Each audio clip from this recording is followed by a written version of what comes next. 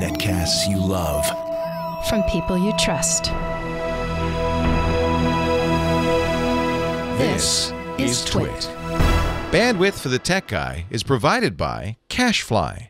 CACHEFLY.com. Hi, this is Leo Laporte, and this is our Tech Guy podcast. This show originally aired on the Premier Networks on Saturday, September 26th, 2015. This is episode 1223. Enjoy. The Tech Guy podcast is brought to you by ZipRecruiter. Are you hiring? With ZipRecruiter.com, you can post to 100-plus job sites, including social networks, all with a single click. Screen, rate, and hire the right candidates fast. Try ZipRecruiter with a free 4-day trial now at ZipRecruiter.com/TechGuy. And by Blue Apron. Blue Apron will send you all the ingredients to cook fresh, delicious meals with easy step-by-step instructions right to your door.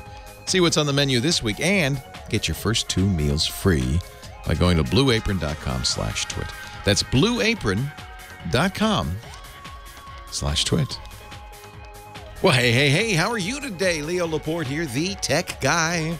Time to talk computers, the internet, home theater, smartphones, I have to hold them up now. Smartphones, smartwatches, digital photography, home theater. Scott Wilkinson joins us in about half an hour and all that jazz. Anything with a chip in it. That's what we'll talk about. 8888 Ask Leo. That's my phone number if you want to call me with a question or a comment or a suggestion. 888-827-5536. That's toll free from anywhere in the U.S. of A. or Canada. Outside that area, Skype works because you're calling a toll-free number. Shouldn't cost you anything if you use Skype out. 8888 Ask Leo. Website, very important. Keep a track of this. TechGuyLabs.com. The reason I say that is that's the only thing you have to remember. Anything I talk about, any links I mention, any tips I give you, even the audio and video of the show and people's questions and my answers, they're all recorded for posterity, such as it is, at TechGuyLabs.com. Mostly it's for you, less for the posterity. I don't know, 100 years from now if they'll be reading those websites. Free, open, easy, no sign-up. TechGuyLabs.com. Oh, my goodness. Apparently, I woke up Siri, and she's been writing down everything I've said. And they say Apple doesn't spy on you. I'm playing with it. Okay, I'm a little giddy. Take a deep breath. I'm playing with a new iPhone. Got it yesterday. A lot of people waiting in lines. Availability, I think, is I'll have to check. I think it's still okay. You could still go to an Apple store today. And if you're thinking about a new iPhone, yeah, this is the one. And this is unusual, even if you're using an old, not so old iPhone 6 or 6 Plus, on the, superficially, these look the same. They're the same, roughly the same dimensions, although now we have rose gold. And I'm pleased to say, and I apologize, Apple, for insinuating that it was pink, but you just didn't have the guts to call it pink. No, it's because it's a metallic. It's kind of, depending on how the light hits it and the angle, it's anything from an actual gold to a coppery gold to a pink gold. If you look straight on, it's a little pinky. But it's only if you look straight on, and that's why I guess why it looks pink in the photographs. So just to reassure you, go to the store if you're thinking, I like this color, and I don't think it's unmanly at all. So there. Here I am wearing my lumberjack shirt, just in case. But a couple of things they've really, really improved. The speed immediately hits you. Everything from the fingerprint reader, which is about twice as fast. Now, the fingerprint reader wasn't slow in the 6, but at this point, if you're unlocking the phone, it unlocks, boom, like that. No wait, no hesitation, or very little anyway. So I like that. The screen looks a little bit better. I'm not sure if it is, but it looks pretty crisp. Colors are very solid. Apple's always been good at that kind of thing. Camera's improved. I'm not yet going to say much improved because I haven't really had a chance to play with it in a variety of situations. And I think, unlike years past, there's really some pretty stiff competition. The Galaxy S6 and the Note 5 from Samsung are amazing cameras. And I think depending on your taste more than anything else, just your personal taste, you might prefer them over the iPhone 6S. Maybe another good candidate in there, the LG G4, which has an excellent camera. But this camera is very fast. That's important. You know, no shutter lag. You tap the picture and it takes it right away. There's a new feature that's kind of interesting they call live photos. And we'll see how well supported this is on the net, but it sure is impressive to show your family and friends. You could take a picture. What the camera's doing, and cameras have done this before, but of course it's Apple, right? So, so now everybody knows about it. Nokia did it. HTC did it. The idea is it records as soon as you lift the camera or turn it on, it's recording everything. And when you snap a picture, it saves in a buffer the second and a half before you took the picture and the second and a half after you took the picture, which means and you could turn this off. It's on by default, but you could turn it off. But it means that in addition to a still picture, you're going to get a picture that has some motion in it and audio too. And this is the other new feature, this new press hard on the screen feature. There's a tap, there's a peak, and then there's a pop. And a pop is if you press it really hard. And then I'm playing it back right now. And it turns it into a little 3-second snippet. So what was a still picture comes alive with audio and video. Just for 3 seconds. It's not long. And you have to press hard. And currently only iOS devices will see this. And maybe forever, because it's unknown who's going to support this. Facebook says they'll build this into the iOS version of the Facebook app. But if you post it and the person looking at it is not looking on iOS, they'll just see a still. I imagine others might support it. I don't think it's too hard to support. And you can use, if you're, as usual with Apple, as long as everybody you know is all Apple, they'll enjoy those pictures too, because you can send them via text messages and so forth. But again, it has to be to another iPhone. And I'm guessing it has to be another iPhone 6S, but I'm not sure. We'll have to check that out. All in all, the impressions, very positive for the new iPhone. Surprisingly so. I kind of had given up on iOS a couple of years ago, moved over to Android. I felt it was more flexible, more open. Still is much more open. And in many respects more flexible. But Apple has gradually improved iOS to the point where it's usable for me. I like it. So I'll carry this around for a while, which means I'll put on that silly Apple Watch again for a while. I'm still very, even with watchOS 2, which came out this week, the update to the watchOS. And I'm not alone in this. I've seen a number of articles. Farhad Manjoo, writing in the New York Times, said it's a slight improvement. It's still not enough to make anybody really want the watch. There are those who do. I've heard from many people who get a lot of benefit out of Apple's Watch. Similarly to an exercise band, so a lot of people use it for that, or just so they don't have to take their phone out of the pocket. I've talked to a nurse who says, I really can't be on the phone, but the fact that I can see when I'm getting texts or messages at the nursing station without taking out the phone is really a boon. There are people like that who will be of real advantage to, but I think that's a small number.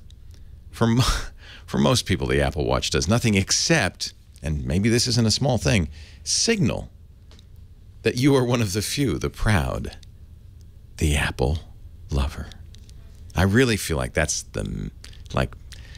really that's what's really going on. Because you see somebody else with an Apple Watch, you go, oh, hi. You like that? Me too. And I've done it. So I'm not blaming you.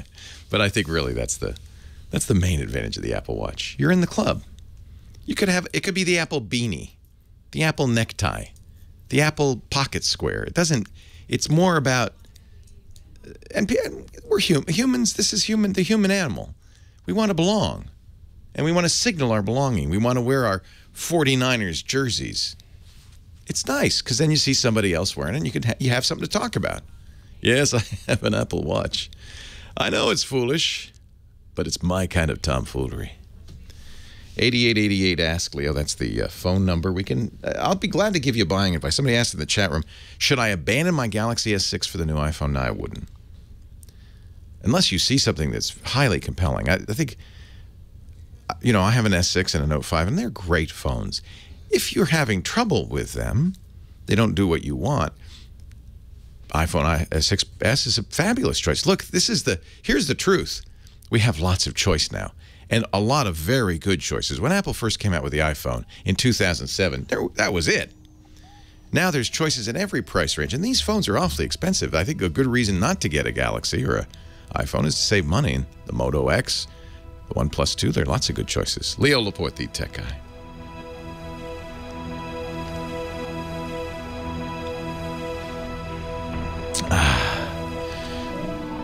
I prefer the Note 5 strongly, and I believe it's because it has 4 gigs of RAM. There's still a lot of hesitation on the S6, and if you haven't and you don't notice that, then I wouldn't worry about it.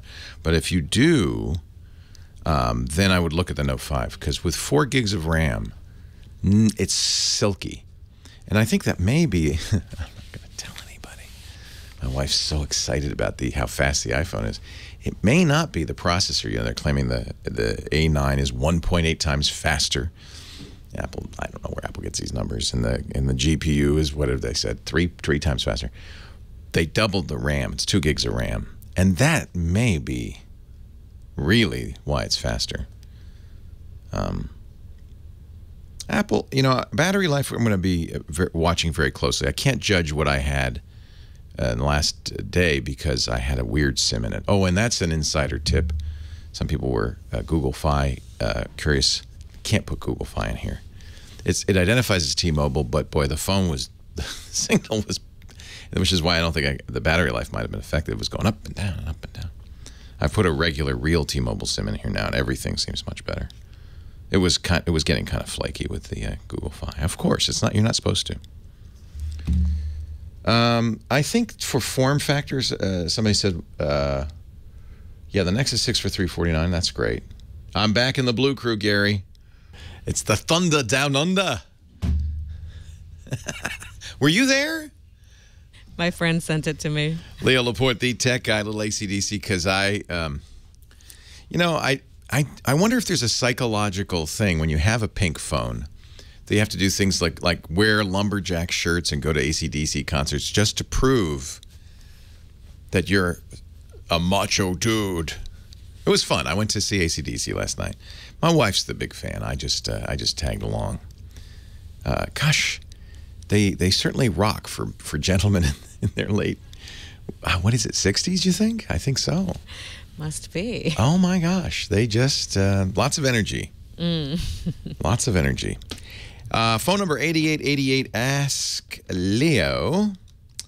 That's Heather Hammond, the phone ranger. She'll be taking your calls today. And I see you filled the board already. Who should I talk to first? Says Angus is 60, by the way. Oh, is that all? Are you kidding? Is that all? I'm 58. He's According like, to the internet. I could do what he's doing. I could run around in short pants for 3 hours and playing guitar really, really fast. No, I couldn't. No, I couldn't. 60, is that all? Let's try it with Siri. You know, Siri responds now without me pressing a button. Oh. Hey, Siri, how old is Angus? Checking. I found some information about Angus. Take a look. Take a look. Let's see. He gave me, there are 4,052 people alive today in the United States named Angus. Add young. The most common age for an Angus of any kind is 62 years. And then it showed me the current age distribution for Angus. I should have said Angus Young, huh? Hey, Siri. I'll give it one more. How old is Angus Young?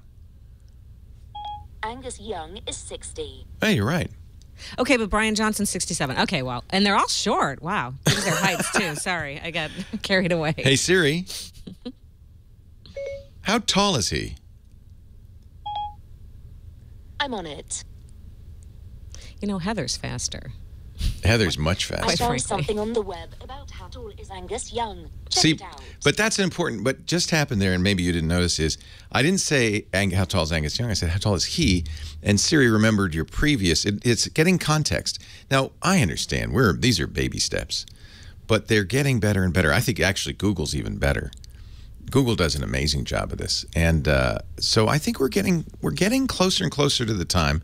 It will be in the next 10 years, I believe, when you'll be kind of commonly having conversations with household artifacts. Google, you get me. You get me. You really get me. So you have, as I said, a full board. Who should I talk to? Well, Evan just got himself a new iPhone. He's in Evan. Phoenix and wants to ask you a question. Hello, Evan. Leo Laporte, Leo, the it's Evan tech guy. from New Year's Eve. Actually. Yes. I don't remember anything, Evan. At the pictures will never leave my phone. What can I? I wasn't there. What can I do? Hi, Evan. What can I do for you? Well, I went out. Actually, I was in Chicago at the time when they put them on sale. So I got up at 2 in the morning. Oh, you waited in line.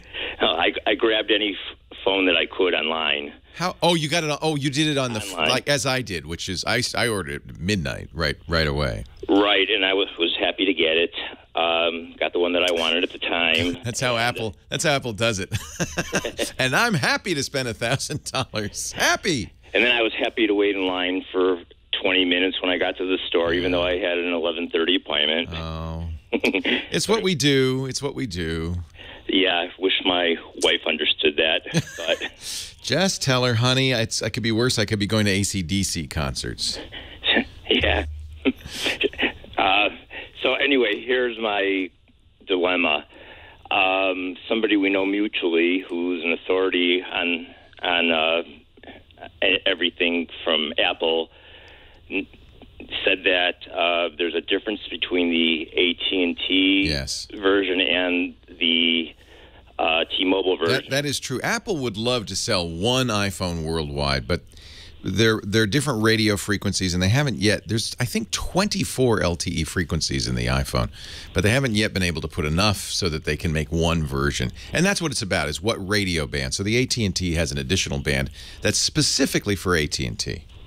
All right, because I've had it with AT&T, and I So really you bought the AT&T iPhone, in other words. right. Yes. So there's no harm in that. You have more bands than you will use elsewhere. It's just that, from what I understand, it's the lower frequency, the one that's going to 700 hertz, yeah. It'll make it through. Or megahertz, I'm sorry. Or is it? No, it's 700 hertz. It is hertz.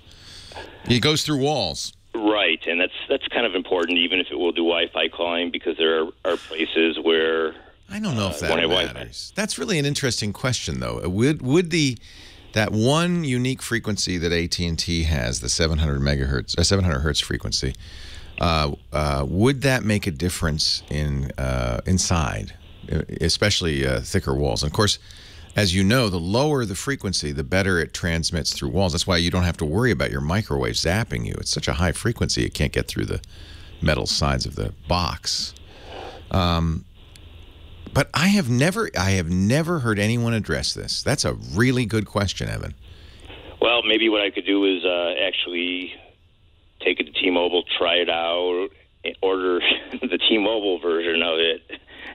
Go in a basement and see. I have, the truth is nowadays, and I don't think it's really an issue. Remember the days of Antenna Gate, the iPhone 4, and everybody was complaining Steve Jobs had to fly back from his Hawaiian vacation to explain that you're holding it wrong and all that. They've really figured out how to do these phones. They've solved, I think, in many ways, the antenna issues by some very sophisticated engineering, antenna tuning, real-time antenna tuning and things. And of course, maybe it's because I don't, it is not, it's 700 megahertz, it is. I'm sorry, at 700 hertz, you would hear it.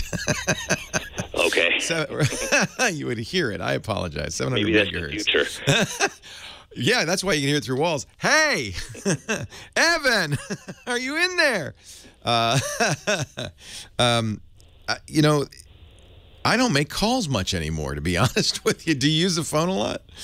Not and a you lot, use it inside? I think you might be worrying about something that's kind of, as they say in the legal profession, de minimis. Okay.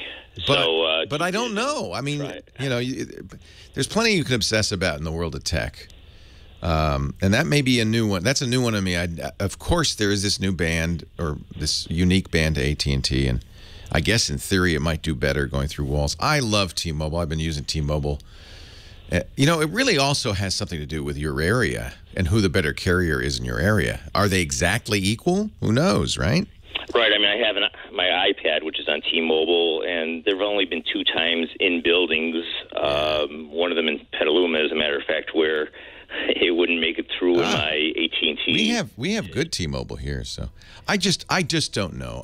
I'll find out. Leo Laporte, the tech guy. Nice to talk to you, Evan. I still don't remember anything. Oh, here's some news from Pegasus. The band isn't deployed yet anywhere.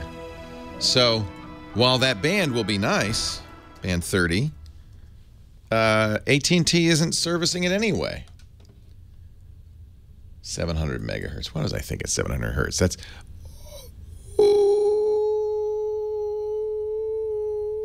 that's 700 hertz. What am I thinking?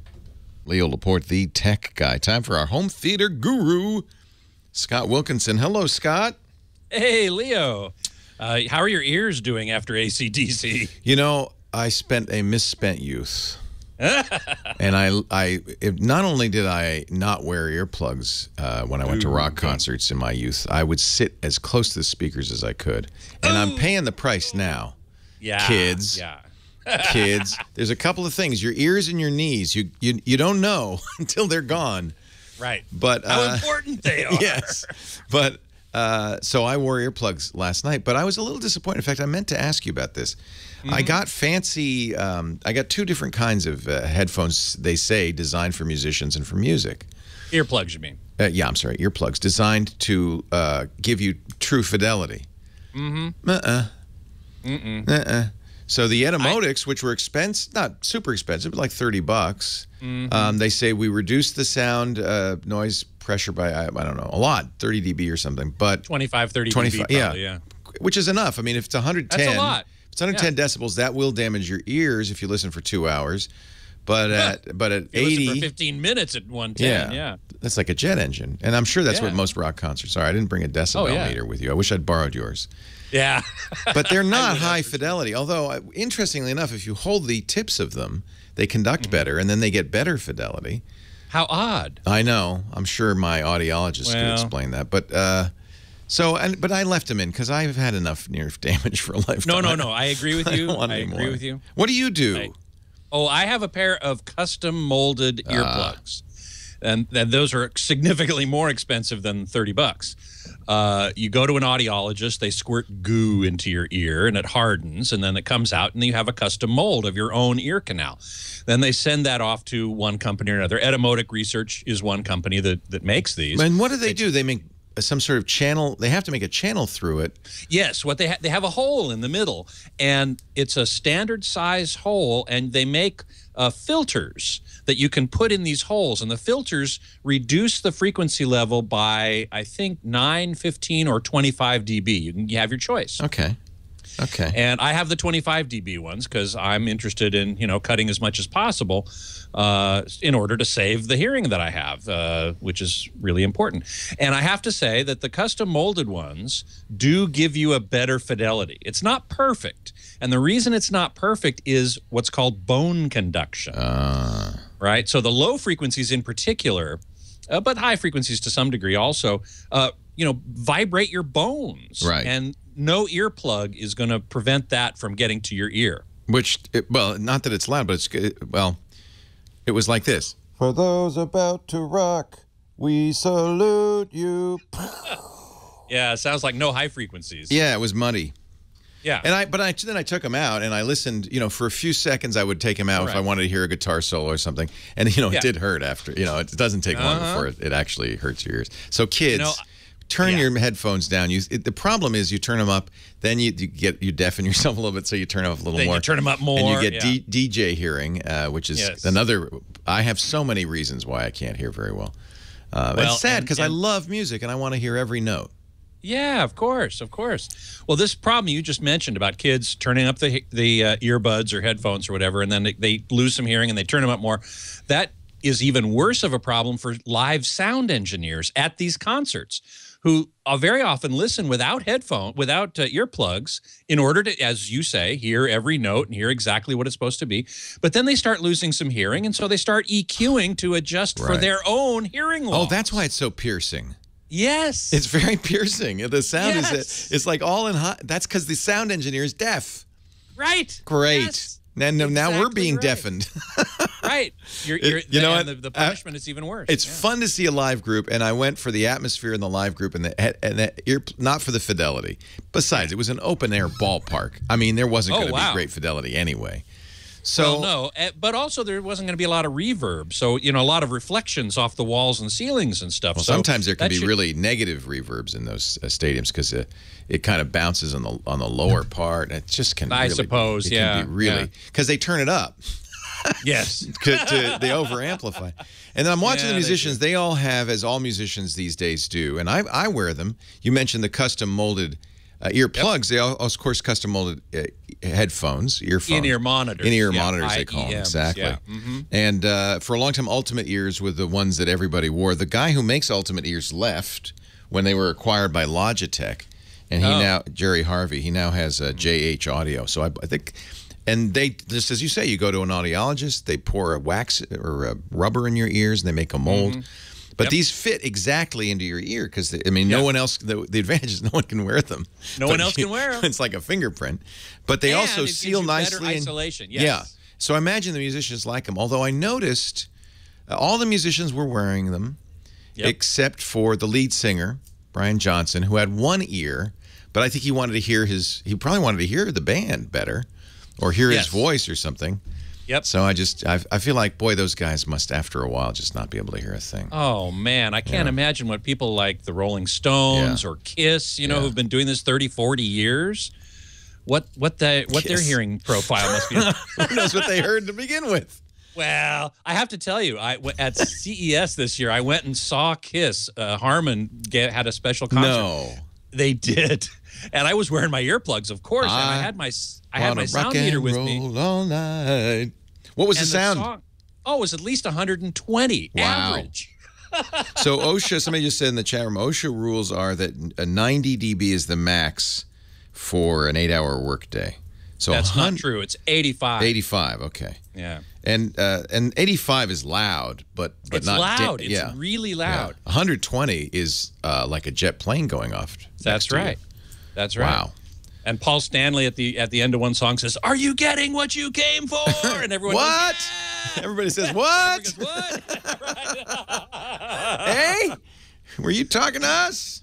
Those guys are over 60 years old. Oh, well, you know what? And I the hate Stones to say are probably pushing 70. Look at us. Yeah.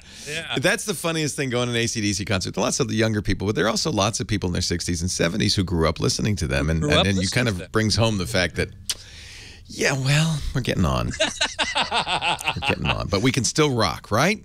We can. My son's going, no, you can't. No, Dad, you can't. I can. I can still rock. 90 seconds left. I'm sorry, I completely hijacked your segment. Anything you wanted to talk about? Well, we've been talking about in the chat room about 2 subwoofers, and I think I've mentioned this on the show before.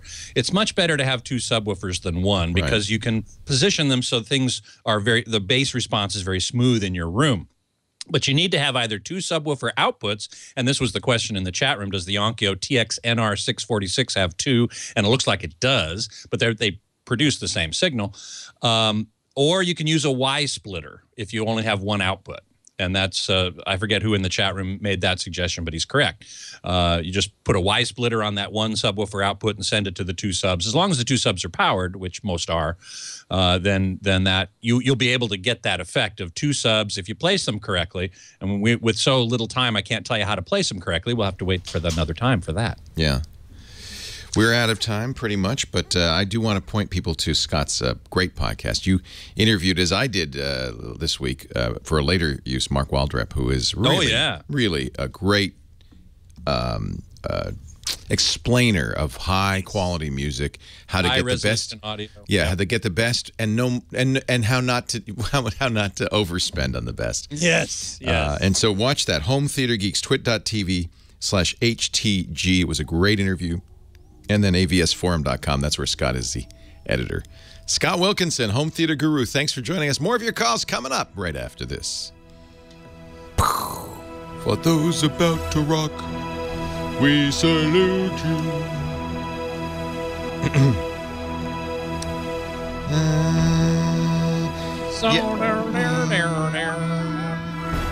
Yes, dear. Is Scotty good to bring in on line 2's question? Yeah. Do we have a question for Scott?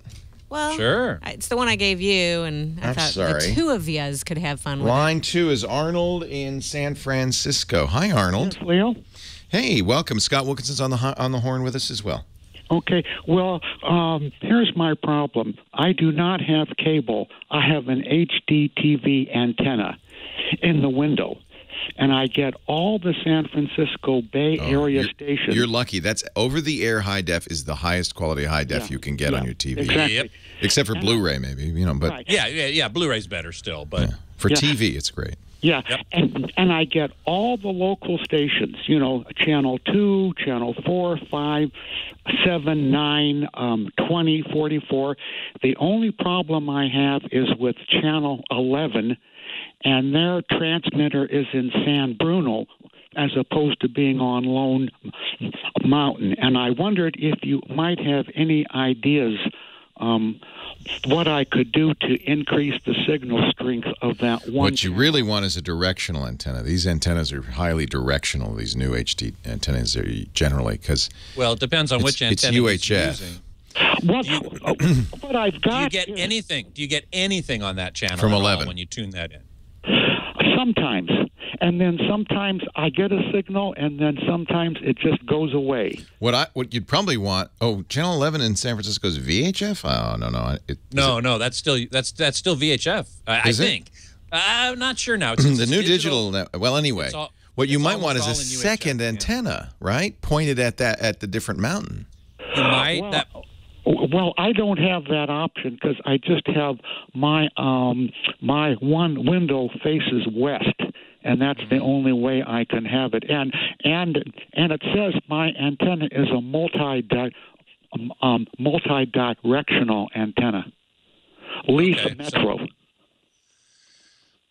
You might try. There are antenna amplifiers. I'm not sure. Not 100% sure that would work.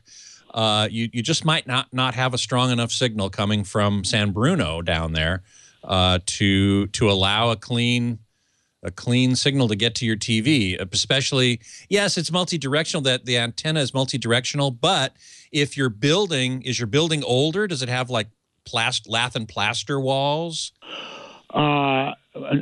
It's pointing out the window, right? Yes, it is. Yes, it is, but it's pointing in the wrong direction. Oh, I see what you're saying. Yeah. So if the other problem is the distance, because this Channel 11 is a South Bay station, so it's also more distant. That's also true. Yeah. That's also true. It's probably not over the horizon. It needs to be line of sight. I can't recall now whether San Bruno AntennaWeb.org is a great site. That's a great place. Yes, absolutely. Consumer Electronics Association does that. It will tell you what stations you may or may not be able to get. It can even recommend antennas that are appropriate for the station. What's it called again? AntennaWeb. Okay. Just Google AntennaWeb. Okay. And I think it's .org. All right. It's a nonprofit site. All right. Creamy Corn Cob has a great idea too. Maybe try a roof antenna if you have access to your roof. No, I do not. Yeah. Okay. Well, then that won't work. Remember we used to have dials on the antennas and we'd aim them? I still have that on my rooftop antenna. Yeah. I have a little dial, and the antenna is motorized. And right. So you turn the dial and you go outside and you see the antenna go moving around. Because we have in LA, all of our broadcast stations come from Mount Wilson, and all the broadcasters are there. So you only have to point in that one direction, and you get everything. Most of San Francisco comes from one place, but unfortunately, this is the San Jose station. Yeah. Moto Chick is saying you need a straight shot to San Bruno. We got to run. Thank you for the call, though. I appreciate it. Take care. Leo Laporte, the tech guy. 8888 Ask. Leo's the number. We go back to the phones, and Tony in Las Vegas. Hi, Tony. Hi, Leo. Welcome. Thank you so much for taking my call. I appreciate it. My pleasure. What can I do for you? Well, I've been for the past couple weeks, I've been having this problem with my Android phone. And it seems to be just connected to Google apps. If I try to load Gmail or Hangouts or anything that's Google related, I get unfortunately, this app has stopped working. Hey, okay. So because it's all the Google apps, it means that the underlying Google Services app is probably broken or needs to be updated. So what Google did a while ago, because remember you're hearing a lot about the fact that the Android phones aren't getting updated, there's security flaws in the phones, and this is a side effect. It's not Google's fault exactly. It's a side effect of Google deciding to make Android open. So Apple, because it's closed, can enforce and does updates. In fact, so far it looks like more than half of all iOS devices have already been updated to iOS 9. So Apple makes those updates available across all carriers. It's part of their deal with the carriers. And because they control the operating system and they're the only people who make it, they can do that. Android, you don't have to have Google's cooperation to put Android on a phone. There are many thousands of Android phones out there, and many of them are not getting updated. So Google, realizing this was becoming an increasing problem, started, and this is good news for you, moving some of the things that would be deep within the Android operating system, some of the services, into standalone apps that are actually downloadable and updatable from the Google Play Store. And they did that because then they can, via the store, they have a mechanism to update those apps. Sometimes when you get a new Android device, you'll see as you start installing apps, you can't run this app. It needs to be updated. And it's my guess, because it's all of the Google programs, it's a common app. In a normal operating system, you'd say it's a common library that they're all using. But the way Google's extracted these, I think, is great, out of the operating system, put them in the store looking like apps. They have no user interface. So I would make sure you've got all your updates done. And if you get an error message on a specific service, Google service, that's what you need to update. Make sure you not only update from the carrier, go to About Phone and do the software updates that the carrier offers, but make sure you get all the updates from the Google Play Store. If you've done that, it could be that, it's just damaged. Now, that's a little bit more of an issue because it's hard to uninstall it, but you can do that.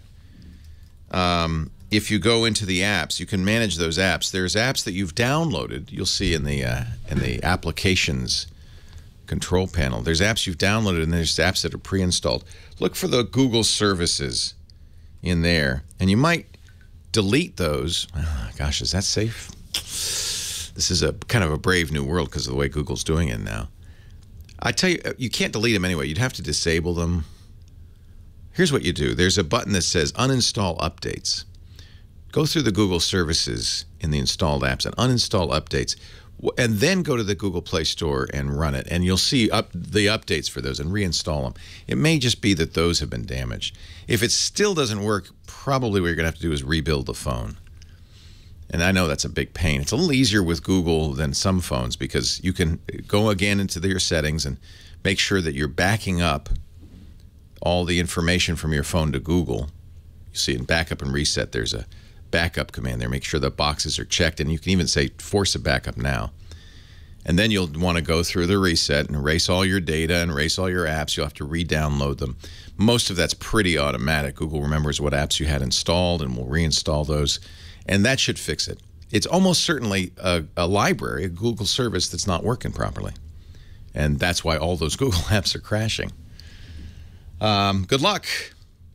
Kevin Kevin, you're coming up. Carl in Irvindale, California. Irwindale. Hi, Carl. Hey, Leo. How's it going? Yeah, it's going great. How you doing? Great.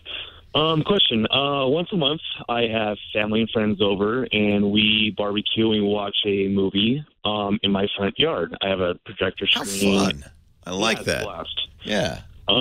So a few people have a little hard of hearing. I have an old stereo system, surround sound system that I set up. Yeah. So I got to run the wires across the lawn and everywhere, so it kind of gets tangled up every once in a while. But I was wondering if there's an option to be able to broadcast either an FM or maybe Bluetooth. So that way, everybody that has either hard of hearing or people just don't want to listen to the speakers or have no audio at all and be able to watch and listen on your headphones. Is there a device that could do that? I might loop in Scott Wilkinson on this one. I don't know if he's. Are you listening to this, Scott, as we talk? I just heard the very end of it. So he's that's a great idea, especially on a warm night. He sets up a projector and the family gets outside and watches a movie all together. It's like a drive-in. Outdoor home theater. So I love it. Your personal drive-in. But some of the people are a little hard of hearing. There is a technology hearing aids support. Not all hearing aids, but that will allow you to do that. They're designed actually for in the home as well. What is it? Loop? Teleloop? I can't remember the name. I'll figure that out. That's an older technology. It's like an RF technology. Yeah. Is there something more modern? I like the idea of Bluetooth. I think you should use Bluetooth. Yeah. So do TVs come with a Bluetooth audio? Not usually, no. But you know what? This is a good question that I haven't really researched, but I'm trying to right now. How about a transmitter? I think some receivers now have Bluetooth in them, don't they? Well, Bluetooth reception. So that you can stream from your phone or your iPad, but not output. But output, Bluetooth transmitter is what I'm looking for. Yeah. You can do. You could do a micro power FM transmitter. That's legal. Yeah, you could do that. Yeah, you could. In fact, the guy we talk to every year, that somebody in the chat room reminds me, the guy we talk to every year. Thank you, Sybil, about his Christmas display that has exactly that. You tune your radios, you drive it to the Christmas display to his low-power FM transmitter, and then you can hear the music in your car. Yeah. Here's somebody there are a bunch of, in the chat room. Yeah, go ahead. Well, I'm just noticing a couple of links from Dale Poco. Click Americana, drive-in theater speaker car. I don't know if that's any good. And Source, here's an interesting one. I'll put this link in the show notes because it's kind of weird. It's a whole house FM transmitter. Whole house. Yeah, so what it would do is it's analog. You plug the analog output from your source, your Blu-ray or whatever you're using to play, into or your this. AV receiver, yeah. Yeah, and this would be basically an FM radio. And then, Grandpa and Grandma have to get an FM receiver. Yeah, like a Walkman or something. Yeah, a lot of things will do that. So this is from sourcefmtransmitter.com. It's called Source. Interesting idea. There's a bunch of Bluetooth transmitters I've found just by Googling Problem Bluetooth with Bluetooth transmitter. is limited range. They're only about 30 feet. Yeah, no, you're right about that. Limited range, and I was hoping to broadcast to multiple devices. Right. So I don't know if you can do. Yeah, Bluetooth, devices. You pair it. Not every. Oh, yeah. That's true. So that's true. I think this is the FM it. is probably the better. And the neighbors can listen. You're doing a little radio show in the backyard. Yeah, I like it. Hey, thanks to the chat room. We're actually getting a few of these from the chat room, so we'll put them in the show notes. TechGuyLabs.com. We're going to take a break for news at the top of the hour. More right after this. Stay here. Yeah, I didn't realize you could get an FM transmitter that easily. It's $124. Actually, it's even less, $125. Clever idea. I'm gonna let Scott take over here because this is the time when Scott Wilkinson gets to tell the truth about home theater. I do my best. Yeah. Titus has a great idea. Project the image into the pool at night. You can watch the videos while swimming. One thing that's amazing when you see these concerts is the projection technology. I may have mentioned this before after the Madonna concert. Oh, I didn't. No, you didn't. Yeah, that must have been really great. Well, all of the concerts now are using if you watch the Video Music Awards, the MTV Video Music Awards, they effectively don't need to do a set anymore. They can do a limited set, or even the Olympics, the closing ceremonies of the Olympics. The projection technologies are so good that you really can create an illusion that people are in all sorts. It's like better than green screen. It's amazing. Oh yeah, did you see it? Was it Beijing or Sochi maybe? Yeah, where the whole wasn't that cool? Yeah. Was projected image, and they could make it a sea or the sky or whatever. It was great. So a lot of rock concerts now use that. AC/DC, they begin. I don't know if you saw this, Lisa. You were, I think, getting something to eat, but the beginning of the concert, they launch getting more alcohol. They launch a rocket off the moon, and did you see it? It was so cool. Wow. It was so cool. It was so cool. Yeah. They always have amazing graphics. And stuff. Yeah. Anyway, all yours, Scott. I will Thank you get so out of much. your way. Thank you so much. I appreciate that very much. Hey, everybody in the chat room, good to see you. Mike Heiss is in the chat room, and today is his birthday. Happy birthday, Mike. Woo! We're very happy that you are here and in the chat room, and I'm very glad to call you my friend. Mike's been on the show more than once, and he is a jolly good CDF fellow, and so very, very long and established career in the industry that I enjoy. So, so yeah, we've been talking, as I said, about this one AV receiver called the TX-NR646 from Onkyo. And it says, you know, this is one of my pet peeves, I got to tell you. The question was, people say that it's a 7.2 AV receiver, which should mean that it's got 7 main channels and 2 subwoofer channels. But and it looks to me, it's a little confusing, but when I look at the back panel, it looks like that there are 2 subwoofer outputs. They're not labeled very well. One of them is labeled sub, and one of them is labeled pre-out. But there are no other pre-out. Sometimes AV receivers will have preamp outputs that bypass the amplifiers in the AV receiver.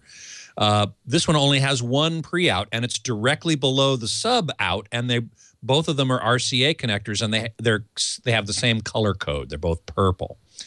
So that leads me to believe that they're both subwoofer outputs. But calling it 7.2 lets you know that it has 2 subwoofer outputs, presumably, but it doesn't tell you that those 2 subwoofer outputs are carrying the same signal. Let's see. Someone in the chat room also mentioned that that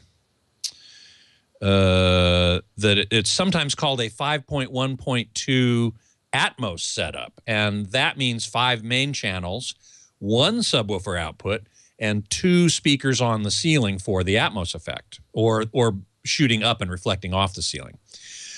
So in that case, it's specified as a 5.1, 1 subwoofer, and in the other case, it's specified as a 7.2. Very confusing. The main point I want to get across right here is that even if you have multiple subwoofers, 2 typically, or even more, they are, generally speaking, going to carry the same signal, at least the same LFE signal, and even the same base managed signal.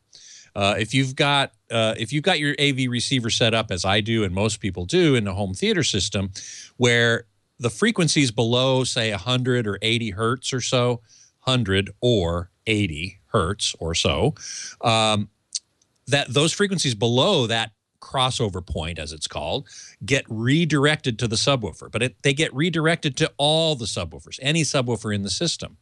And they're all carrying the same signal. They're all reproducing the same signal, which is why I tend not to call such a system. Say if you had 7 main channels and 2 subwoofers, I'd still call it a 7.1 system. That would refer to the signal. If you call it 7.2, you're referring to the number of speakers. And those 2 things don't always match up, in this case, particularly with subwoofers. So it's a confusing thing. There's no question about it. Let's see. Creamy Corn Cob asks, couldn't you wire 2 8-ohm subs in series and get 4 ohms and use a single sub out? Well, that's a little tricky too, because the impedance of a subwoofer is not the same as an impedance of a speaker, because it's getting a line level signal, not a speaker level signal, and it has its own amplifier built in. I don't remember what the input impedance of a powered subwoofer typically is. Maybe Mike Heiss in the chat room can help me with that. But yes, if you do wire them in series, then which is like one right after the other, like a daisy chain, you could possibly do it that way. Many subs, in fact, have a loop through so that you can come in and then the signal comes back out and goes to the next one. Or you can use Now, wait a minute now. Series, I'm going back to my old electronics days. Isn't when you put them in series, don't they add? And when you put them in parallel, they the total impedance decreases. I have to go back and look at my old textbooks for that. Yes, Dexter, exactly. Series increases the ohm, parallel lowers the ohms. That's what now I'm remembering. That is correct. So that might not work depending on if you have a loop through from one sub to the next. And putting a Y splitter on a single subwoofer output would indeed lower the impedance that the output sees. But I suspect the input impedance of the subwoofer at the line level input is quite a bit higher than a speaker level impedance, like 8 ohms or 6 ohms or 4 ohms. It's probably much higher than that. Wenco, exactly. Line level is often 600 ohms. So that, you'd kind of have to try it and see. There's no danger there. Yes, exactly, Lawn Dog. That's what I was about to say. If you have a loop through, that is the signal comes into the input on the subwoofer, and then there's an output that goes to the next subwoofer. There is circuitry in there to keep the impedance constant. It doesn't change the impedance if the subwoofer is well designed, shall we say. So that's the answer to that question. Let's see. Got any other questions in here? Because that's been a good topic of conversation, certainly in our thing here. Oh, Mom Calling. That's right. Mom Calling was talking about she has I assume she has a Vizio E-Series 28-inch TV that has very fluorescent colors. And I said in the chat room, well, select picture or movie mode. And that didn't work. So what will work, we're not sure yet. We're going to keep working on it. Thank you, Thanks, Scott. Leo. See you next time. You betcha. Bye-bye. Well, hey, how are you today? Leo Laporte here, the tech guy. Time to talk, let's see, what should we talk about? Well, computers, home theater, digital photography, smartphones, smartwatches, anything with a chip in it. 8888 Ask Leo, 888-827-5536. Toll free from anywhere in the U.S. or Canada. 888-827-5536. Back to the phones we go, and it's Yoon in Los Angeles. Hi, Yoon. Hello. Hello, welcome. Wow, I have been waiting 35 minutes. Well, that's pretty short, actually. Very. We have people waiting an hour and a half sometimes. I apologize. Oh, okay. I'm so sorry, but I talk a lot, and there's other people on the radio. You know how that is. I have a question. I'm planning to go trip for 2 weeks in Italy. Oh, and nice. Yes, thank you. I'm taking my iPhone, iPad, and a Mac Air computer. Great. And you don't want to be disconnected in Italy, I take it. Right. And I need to call LA every day, not too long, but every day. So I'd like to know if I take computer, there won't be any extra charge, right? Best way to do it, yeah. Probably the hotel you're staying at will have Wi-Fi. Right. Certainly there are lots of internet cafes in Italy, lots of ways to use free Wi-Fi. And if you can get free Wi-Fi, then you can do a FaceTime call, or you could do a Skype call and call for free to another computer in the States. And if you set that up ahead of time, that's probably the best way to do it. In fact, they'll see video, so you can show them out the window. And where in Italy are you going? I'm going Verona, how beautiful. Milan, a couple different cities. I'm so jealous. Oh, that's going to be wonderful. 2 more questions about the same one. I have an iPad paying $30 per month. Yeah, that's who's the carrier you're using that with? All of them is AT&T. AT&T. So you can go to AT&T for the phone, and I think for the iPad as well, and buy international data. If you don't do that, do not, whatever you do, use the data on your iPhone and your iPad. It'll be very expensive. That's called data roaming. When you and remember, I'm talking, there's 2 different things a phone does. One is voice, for phone calls, and one is the internet, and the iPad does only the internet. Although I guess you can use the internet for voice too on the iPad. So in both cases, those have data connections, but what you don't want to do is use an Italian data carrier without making a prearranged deal, because it's very expensive. Oh, so iPad, maybe it's better leave it at home? Yeah, you got a computer and a phone. I don't know if you need the iPad too. Oh, okay. The iPad on Wi-Fi is going to be fine. As long as you have, your hotel has Wi-Fi, you could check ahead to see. Okay. If your hotel has affordable Wi-Fi, your iPad will work great when you're in the hotel. The problem is that I have a carrier AT&T. I don't want them to charge me on international data. Right. So in both on both the iPad and the iPhone, you can disable international data roaming. It's called data roaming. You go into your settings. And in the cellular settings, you'll see there's a switch for data roaming, and you want to make sure that that is turned off. And that's then you're completely safe. If you turn off data roaming, it's not going to use any of the Italian carrier. Now, as I said, you can go to AT&T and they sell packages of international data. It's still expensive. But I would do it. I would get a small package for your phone, and I'll tell you why. As you're wandering around Verona, and you have your phone with you, and you get lost, then you turn on data roaming, and you quickly load a map, and you say, how do I get home? And you get home, and then you turn data roaming off again. That's only going to be maybe a few hundred megabytes at most. So if you buy a small package, just so that you have that emergency capability. For iPhone already, I purchased a passport. Okay, that's what they call it. Yeah, the AT&T passport. That's it. Right. Yep. It's $120 for 2 weeks. It's not the time that counts. It's the number of megabytes you're going to watch. Put the AT&T app on your phone and watch very carefully what they say you're using, and don't go over it. 800 megabytes. So what does it include? International data roaming. That's everything, but it's easy to go over 800 megabytes. You go over that every month, so I'm sure. You just have to use the My AT&T app and watch and see. Don't use the iPhone usage app. It's not as accurate. Before you leave, put the AT&T app on there, and it'll tell you how much data you've used. And just stop at 750, because I'll tell you, it costs you a lot if you go over 800. Oh, okay. Okay. Thank you so much. Oh, you're welcome. Any other tips?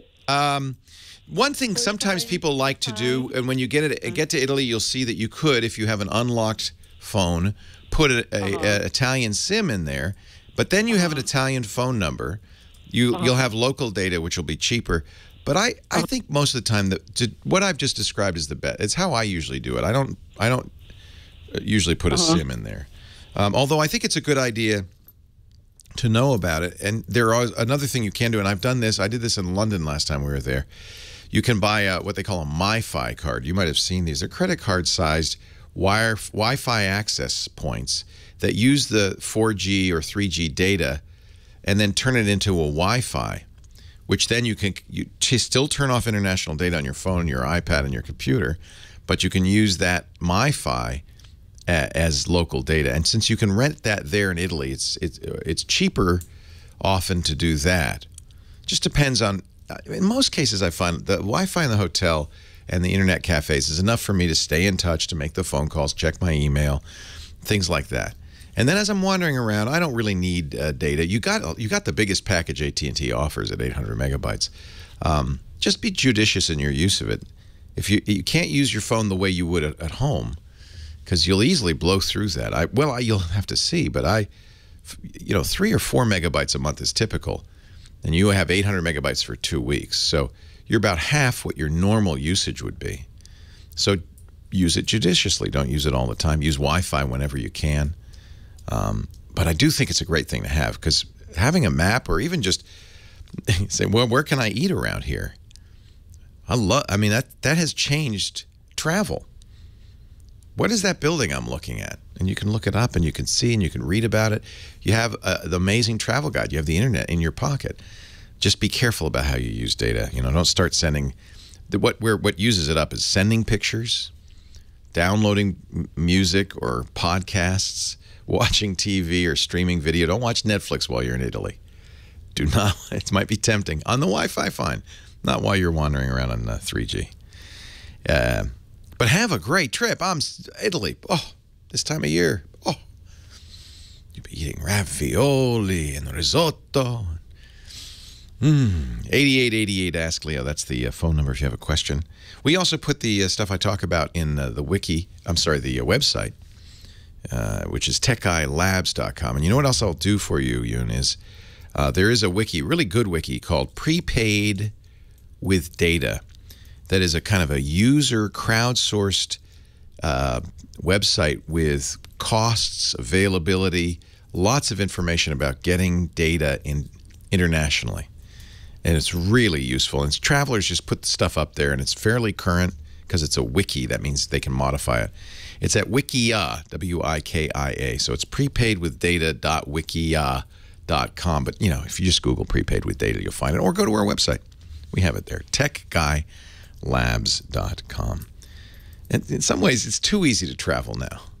I remember when I was a kid and we went to Europe, and you couldn't find the baseball scores till you got the International Herald Tribune 3 days later. Now it's like you can get anything anytime. It's just like you're being at home. That's no fun. Leo Laporte, the tech guy. More calls right after this.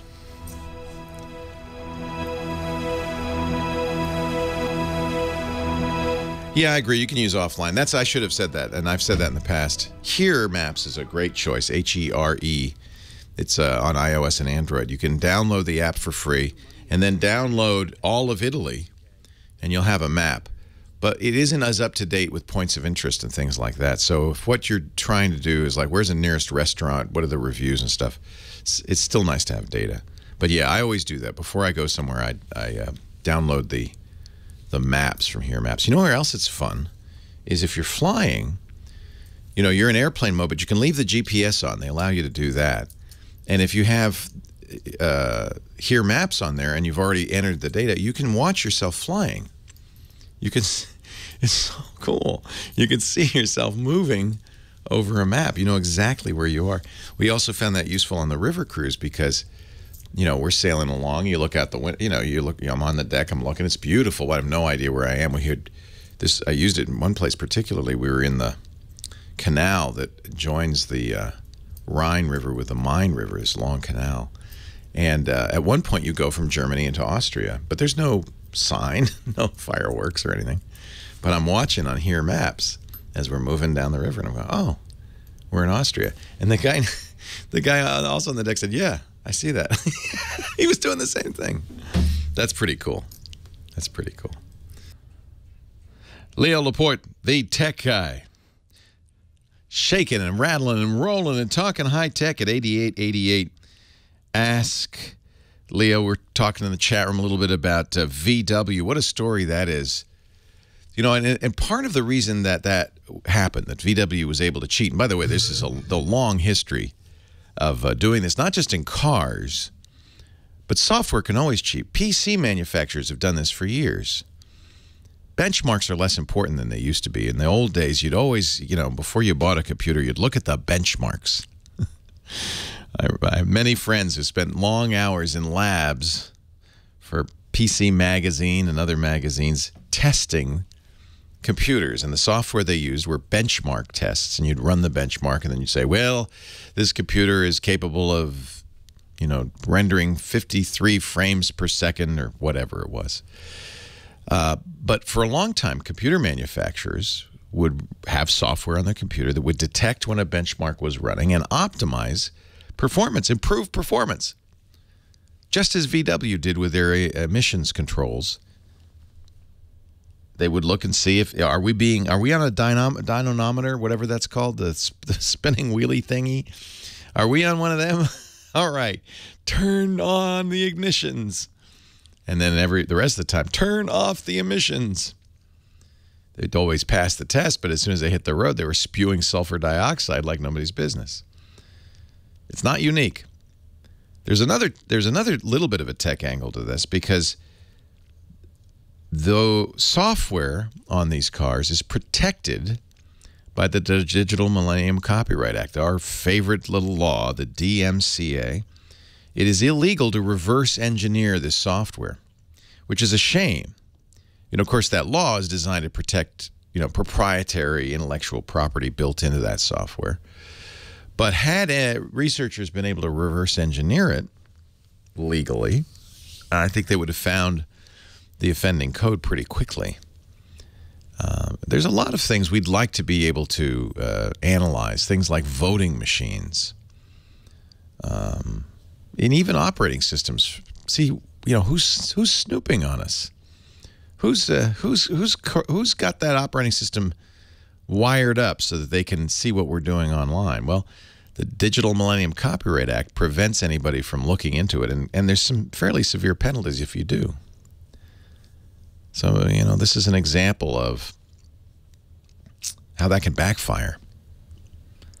Nobody's pirating the software in a VW, but it would have been nice if researchers could have examined it. Ivan in Fontana, you're next. Leo Laporte, the tech guy. Hi, Ivan. Hi, Leo. How you doing? I am well. How are you? I'm doing just peachy. Peachy keen? Oh, yeah. I'm actually calling because I'm a truck driver. I'm going to be going back out over the road, and I was wondering if you can give me some suggestions for two items. One, a dash cam that has a wide-angle lens. I need, you know, record just about everything in front of my truck. That's such a good idea, isn't it? Because most of these dash cams, I mean, there's different ways you can go. Some record all the time. Some, if there's an accident, they have a buffer that they record several minutes or an hour at a time, and then if there's an accident, that stops the buffer, and you have, you know, from the beginning before the accident to the end of it. Right. Yeah, I am not up on these. I know we've done some reviews here at my podcast network, but I wasn't privy to those. Maybe somebody in the chat room has a preference. There's a lot of them, aren't there? Yeah, there's quite a few. That's actually one. Yeah, if you go on Amazon and you look for dash cams, you'll see a lot of companies. I mean, I would tend to recommend the companies that are well known, like Garmin, which makes a dash cam. But I don't know if it's the best there is. It's just that I know the name Garmin. You probably used Garmin GPSs for years, I would guess. Right. Yeah. Well, I use Rand McNally truck GPS. Okay. PC World just reviewed this week some dash cams, and they looked at a wide variety, and a wide variety of prices ranging from $100 for the Yada to $400 for the Garmin Nuvi Cam. A lot of people have recommended the Nuvi Cam. It's a little expensive. There's a less expensive Garmin, the Dash Cam 20, which has been around for a while. Cobra makes some. You know Cobra. Do you have a CB in there? Yeah. So it makes sense. These companies, you know, if you're in the CB or the standalone GPS business, you're probably looking pretty hard for a new business right about now. So it makes sense that Cobra and Garmin might be, in fact, making some cameras.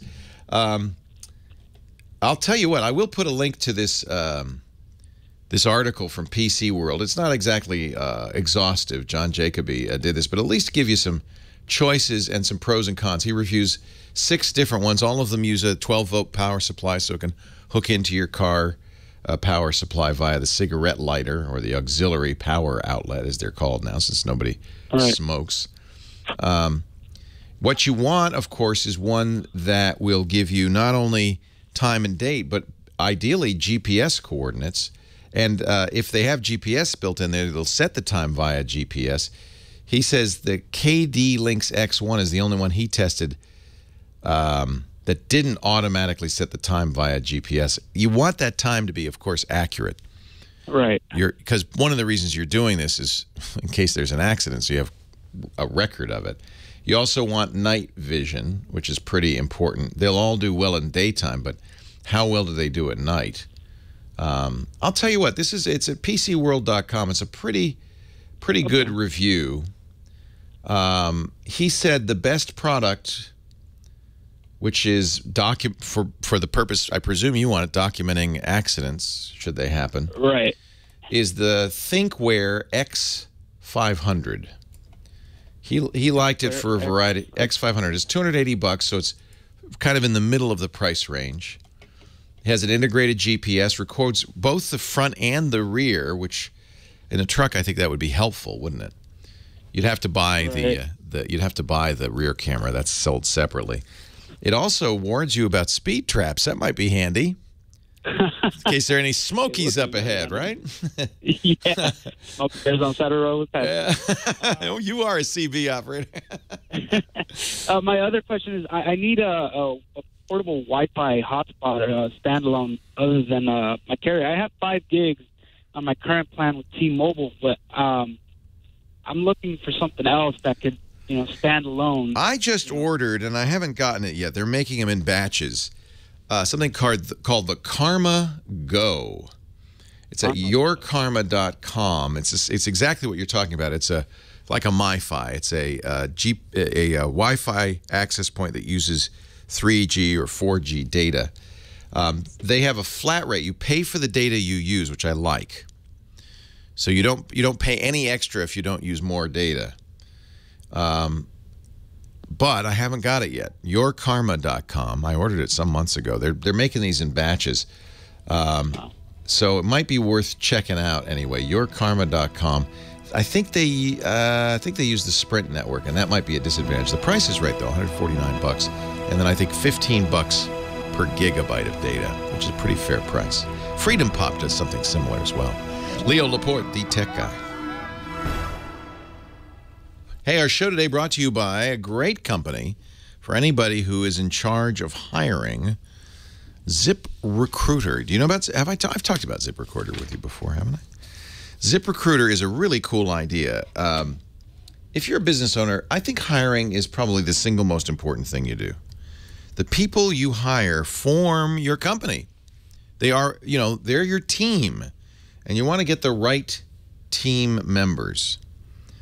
ZipRecruiter makes that easy. I mean, ZipRecruiter is piggybacking on the fact that there are now lots of job sites out there, right? Of course, each job site has, a different group of people and maybe some focuses. Wouldn't it be cool just to post to them all? 100+ job boards? You can at ZipRecruiter. That's exactly how it works. One click of the mouse and you're posting to 100+ job boards, including social networks like Craigslist and Twitter. You're getting to everybody out there. LinkedIn. You're getting all the people. And they also have their own database of more than 6 million resumes, current resumes. So it makes it so easy. As soon as you set up your account and you post your job listing on ZipRecruiter, you're going to start getting applicants directly. The nice thing is they don't call you. They don't end up in your email box. They go right into ZipRecruiter's sweet interface, which allows you to rate the candidates immediately, screen them, and hire the right one fast. Within a couple of days. So important to hire the right people, and this is the best way to do it. 400,000 companies now use ZipRecruiter. It's fast, it's easy. If you're doing the hiring, you are going to love it, and I want you to try it free today. 4 days free. Dan, a happy ZipRecruiter client, sent us an email. He said, the hardest part about running a business is when you need to hire is that you have to spend extra time recruiting while you're short-staffed, right? You're already covering for the person who's not there, and now you got to hire too. But with ZipRecruiter, I've gotten quality candidates within 24 hours of posting a job. ZipRecruiter's website makes this process so much faster by letting me manage candidates all in one place. I love it. ZipRecruiter.com. You're going to love it, true. Here's the deal. Go to ZipRecruiter.com/techguy, and you can try it for free. Why not then, right? ZipRecruiter.com/techguy. We thank him so much for footing the bill for the Tech Guy podcast. I've been everywhere, man. That's Johnny Jet. He is everywhere. Johnny Jet's our travel guru, and it's only fitting that a guy who is a travel guru should travel. Johnny's website, johnnyjet.com, that's where he covers all kinds of travel and has travel deals, and he gives us travel tips each and every week on the show. Hi, Johnny. How you doing, Leo? You're somewhere in the world. Where in the world is Johnny Jet? I don't know where. It's not America. It's not America. But it's very similar, except it's a little bit safer and cleaner. And the people are nicer, for the most part. Well, that doesn't sound like anywhere. Denmark? I don't know. Nope. Where are you? I'm in Toronto, Canada. In Toronto. Yeah, people are very nice in Canada until they're not. Then they can be mean. Yeah. A lot of You have to explain that one. Well, I think that's what happens. If you're nice a lot, you bury your resentments. Sometimes they blow. And they all come out at once. Really? I guess you have some experience with this? I'm warning you. I'm just saying. They always make the joke that if you bump into a Canadian, he'll apologize. Oh, I'm so sorry. And that's, for the most part, true. They're very polite, very clean, very nice. Yeah. They're well-dressed as well. Yeah, they say, how do you get a Canadian to say you're sorry? Bump into them? Say I'm sorry. You step on their toes. Step on their toes. So Johnny usually joins us each and every week, besides with the stereotyping, the national stereotyping, which I participated in gladly. No, you know what? I went to Canada 1 week a month for years to do a TV show, and I feel like I'm an honorary Canadian. I love it up there. I really do. Hey, I love Canada so much. I married one. But stay out of Toronto in the winter. Yes, that should be my travel tip. Well, actually, there's somewhere worse, Winnipeg. But that's another story for another day. So Johnny gives us travel advice via an app every week and a website. An app and a website. So this website actually I learned about from the Today Show. I was watching it last week, and they talked about how these hackers are always targeting travelers all around the world. And so, when you land, when you're in tourist attractions, you'll see the word free Wi-Fi network. Oh, yeah. So, whenever you see the word free Wi-Fi, most of the time you want to stay away, 99% of the time. Yeah. So they were interviewing this guy from SkyCure. And so my website is actually maps.skycure.com, which I assume it's like these guys are probably just selling their VPN. But what's pretty cool is that this map that they have, you can type in any location, and it will tell you which ones, which Wi-Fi networks you want to stay away from. Mapcure.com? Maps.skycure. Oh, I'm sorry. Maps.skycure.com. Okay. And it says, well, I mean, stay away from everything unless you know it's good, right? I mean, how? So it seems like they should go the other direction, since you can't always know what to stay away from. So you can type in anywhere in the world. I type in LAX, and it just brings up different ones. But you can type in SFO. And there's they actually know that there are people at these places that have set up illegal access spots. No, I think it's just bringing them up, and it shows them, which ones are risky. I don't know how they're bringing them up. So they say don't use Panera Bread's Wi-Fi. I guess because they're saying that a hacker could easily use the Hyatt in San Francisco's Wi-Fi. Really, the free Wi-Fi? Yeah. Don't use. You know what? This is a little sketch. I'm a little skeptical because they're also offering software, to protect your device. Well, I use a VPN when I travel.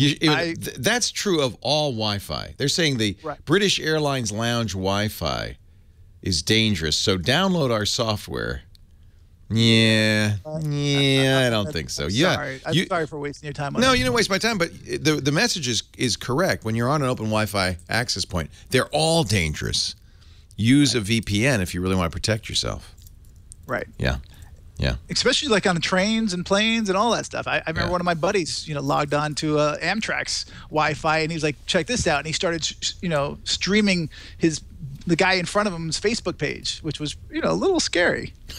That is a very well-known exploit, which I think has been fixed, but yes, still scary. Yeah, terrifying. So I got my app's a little better than my website.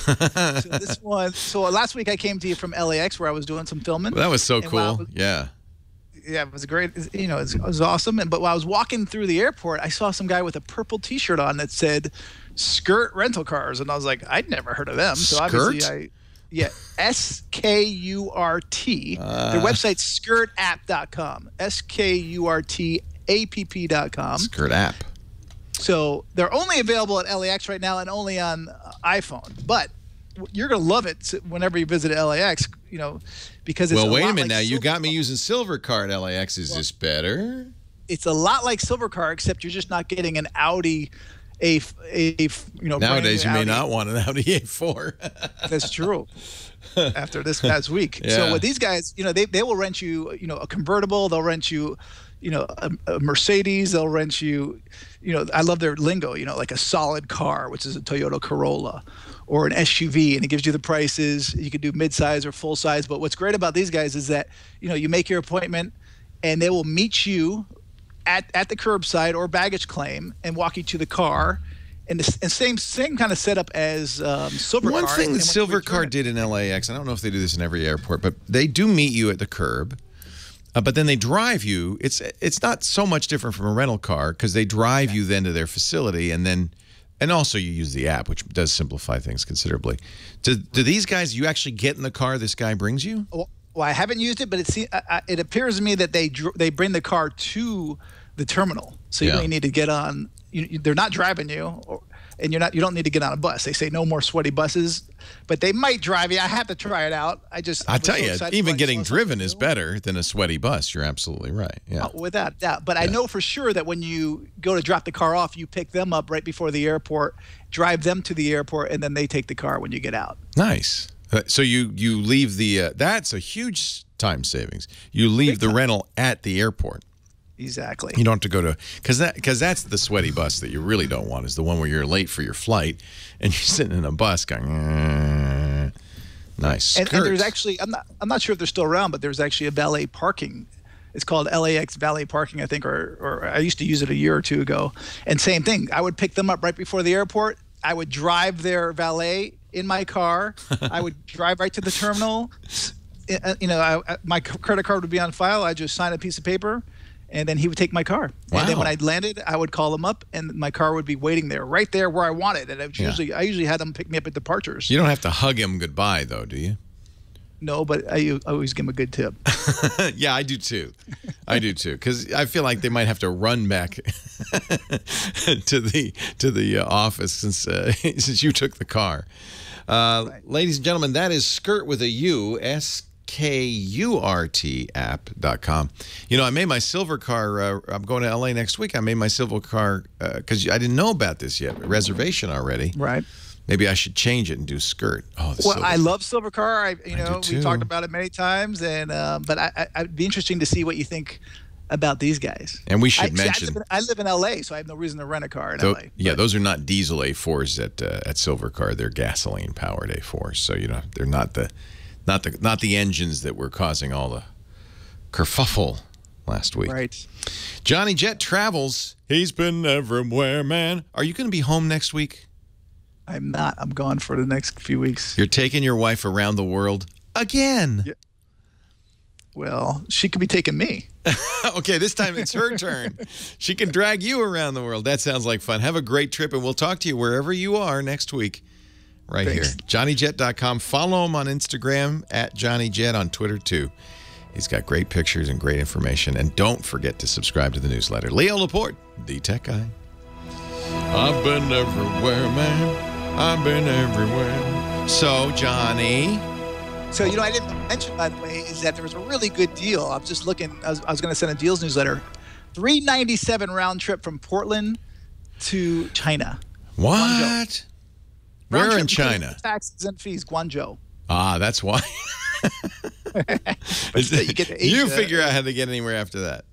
No, Guangzhou's great. They're making probably 50 cents on a ticket, the airline. It's probably not a big destination, though. It's not Beijing. It's not Shanghai. Asia has been so cheap right now for tickets. Leo Laporte, the tech guy. Don is in Mission Viejo as we continue on solving your tech woes. Hello, Don. Hey, Leo. Thanks for taking my call. Thanks for calling. And thank you for a great recommendation on a laptop PC I just picked up about a week ago. What'd you get? The Dell XPS 13. Yeah, I love it. Oh, what a great laptop. Isn't it nice? Did you get the touch screen or not? I got the touch screen. I got a fully loaded i7. Yeah.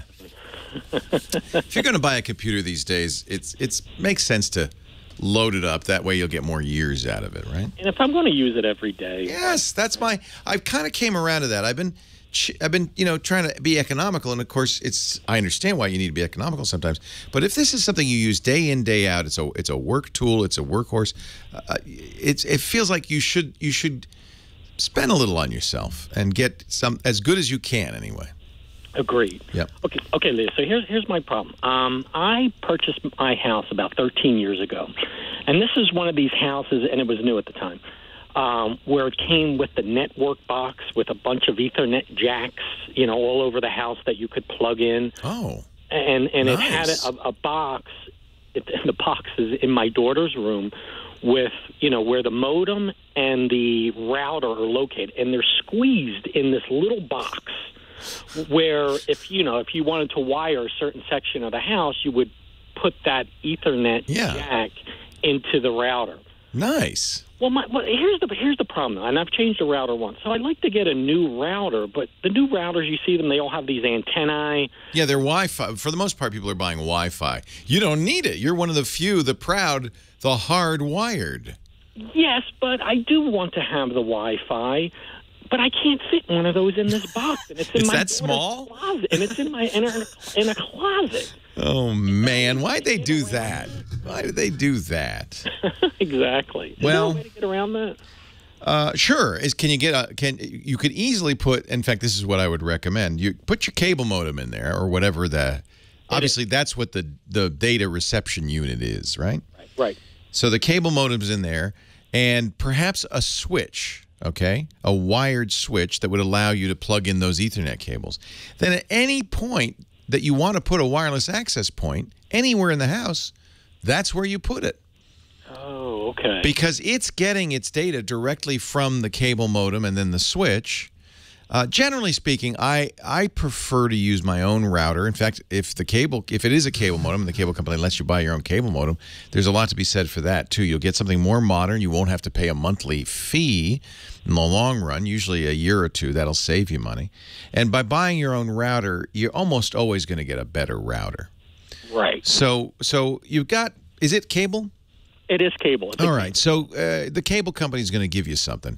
Often they will give you a Wi-Fi router. You don't want that. If you can get them to just give you a bare modem, or better yet, if you say, can I go and buy an Aris modem? What modems do you recommend? I'll just use my own modem. Then what you get is a modem and a router. I think that'd be the best thing to do. And that router is going to sit in there. Not a wireless router, but just a regular everyday router. Because what that's doing is doing what we call the DHCP. It's doing the handoff. It's saying, because you only have one public internet address, but you need an address for every device in the house on the local internet. So that's what a router does. It's called network address translation. It hands out the data.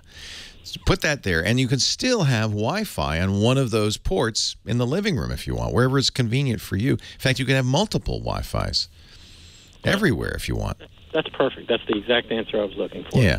If you do that, to turn off DHCP in the Wi-Fi router, let it be in what they call bridge mode, which means I'm not going to do any network handling. I'm just going to be a wireless transmitter and receiver. Perfect. And to further your point, I was going to buy my own modem. I saw on the wire cutter, I think it was the Motorola Aris SB. Yeah, Motorola bought Aris, which made the best cable modems. Make sure it matches, and the cable company will tell you the specs that they offer. If they offer DOCSIS 3, get a DOCSIS 3 modem. That'll give you the highest speed. There's a new DOCSIS coming along, but I don't think it's out yet. So get whatever the latest DOCSIS is. I think it's DOCSIS 3. I'll have to check. And they'll tell you what brands you can get, but Aris is almost always okay. In fact, they probably use a Motorola modem in their installs. The thing is, it's old. It's been in service for 10 years, and 4 people have had it. You want to have your own. Right. Leo, thank you so much. You're very welcome. My pleasure. I'm jealous. Now, the one thing I won't tell him this. Whoever put this little block box in your daughter's bedroom and did all the wiring probably used Cat 5 Ethernet. Depends when they did this.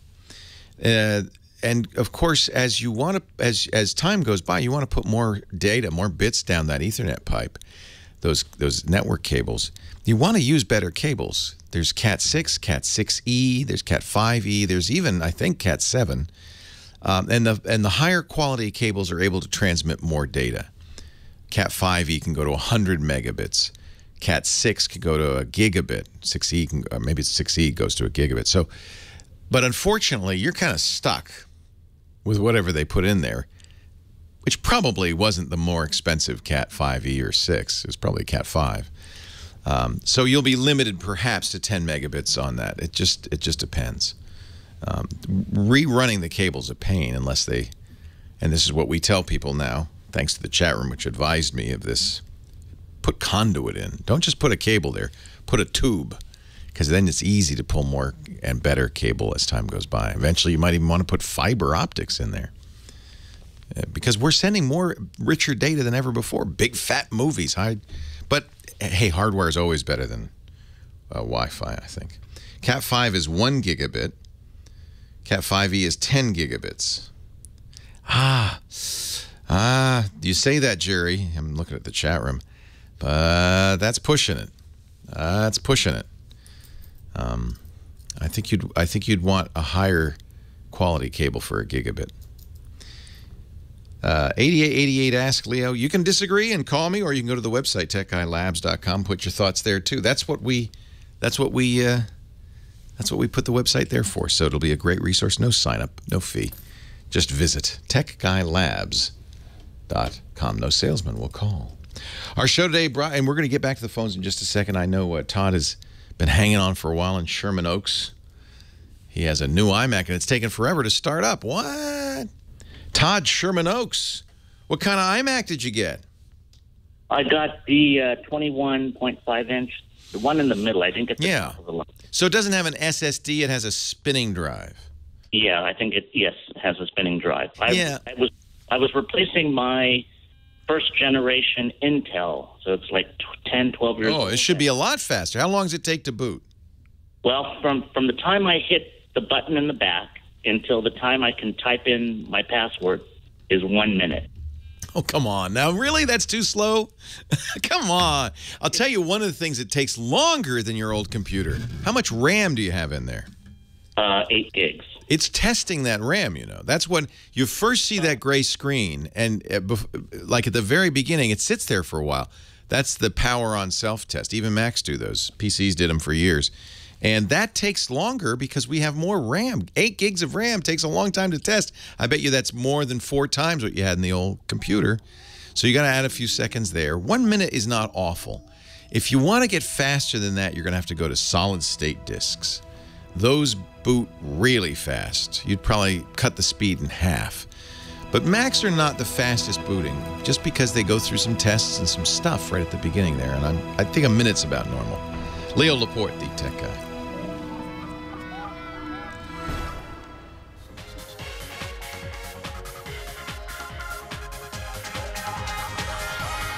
Well, hey, how are you today? Leo Laporte here, the tech guy. Time to talk about computers and the internet and home theater and digital photography. Smartphones. Yes, I have the new iPhone. Smartwatches. Yes, I have watchOS 2.0.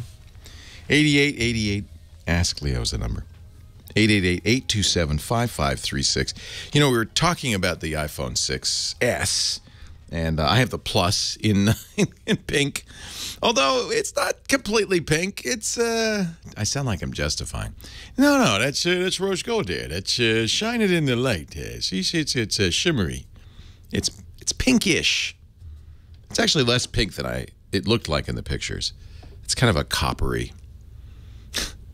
All right, who am I kidding? It's a pink phone, but I love it. I have to say I'm very impressed. And I think if you've listened to me for a while, you know that I'm not an iPhone fanboy. I'm not loving it just because it has an Apple logo on it.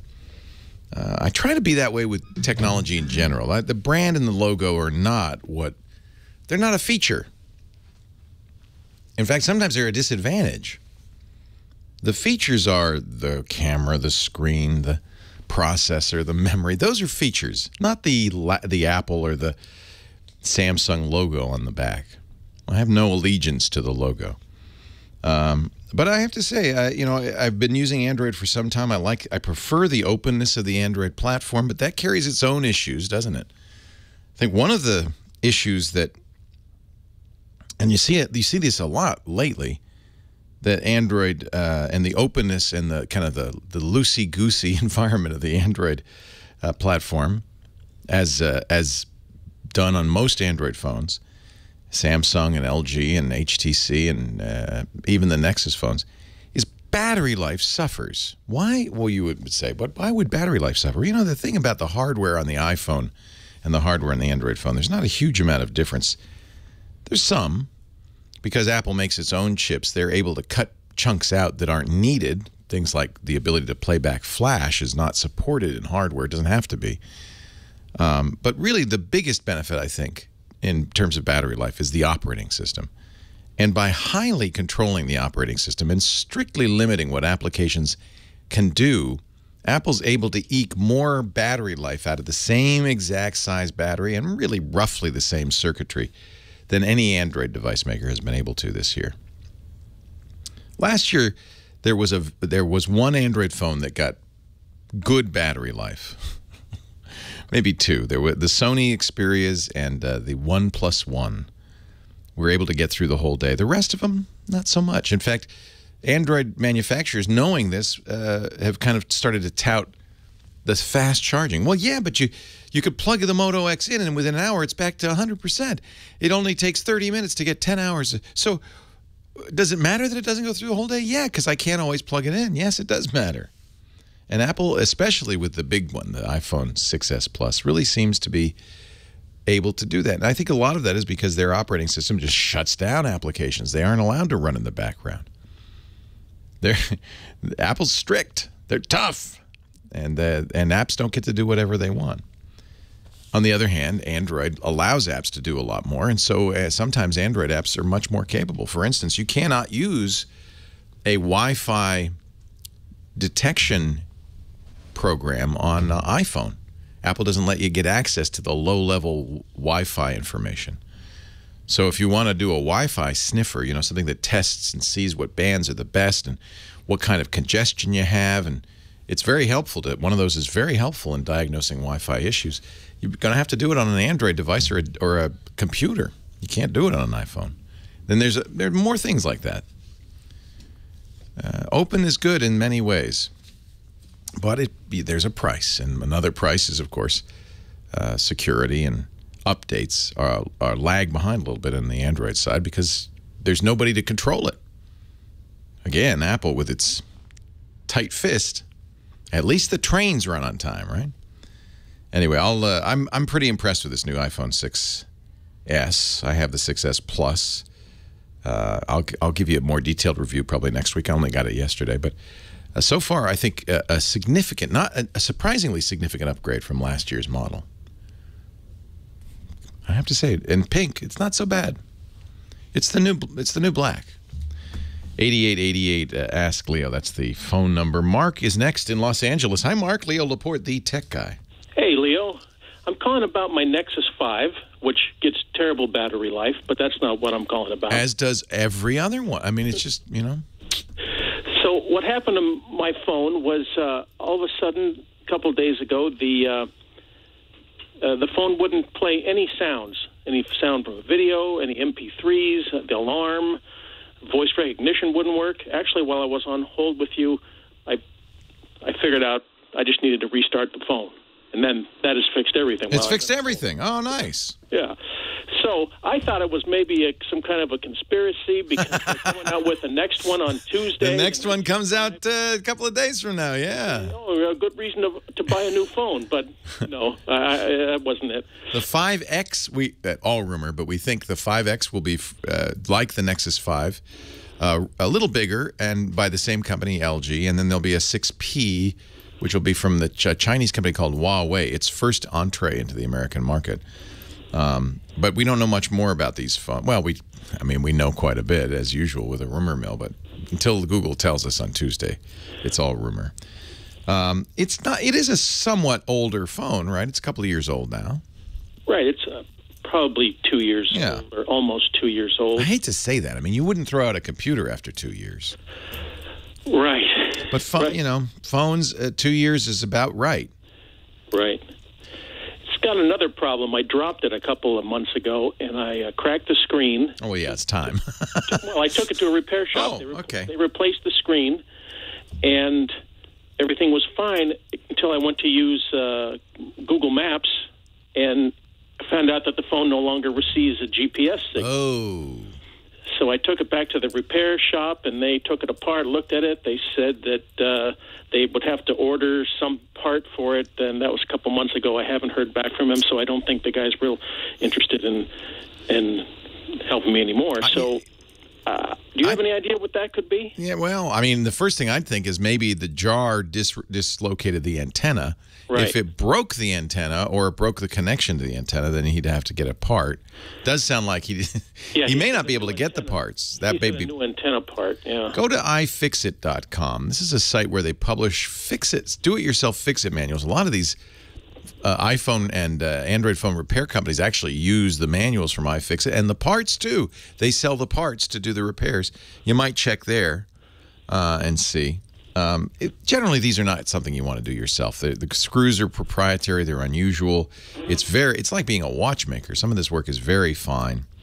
But iFixit would be a place at least you could figure out maybe what it is that's missing and even order it if you wanted. Right. I think it may also be time for a new Nexus. I agree. Well, look forward to You know what the number one thing, and I don't know if people really fully appreciate it, a fingerprint reader. It makes such a difference.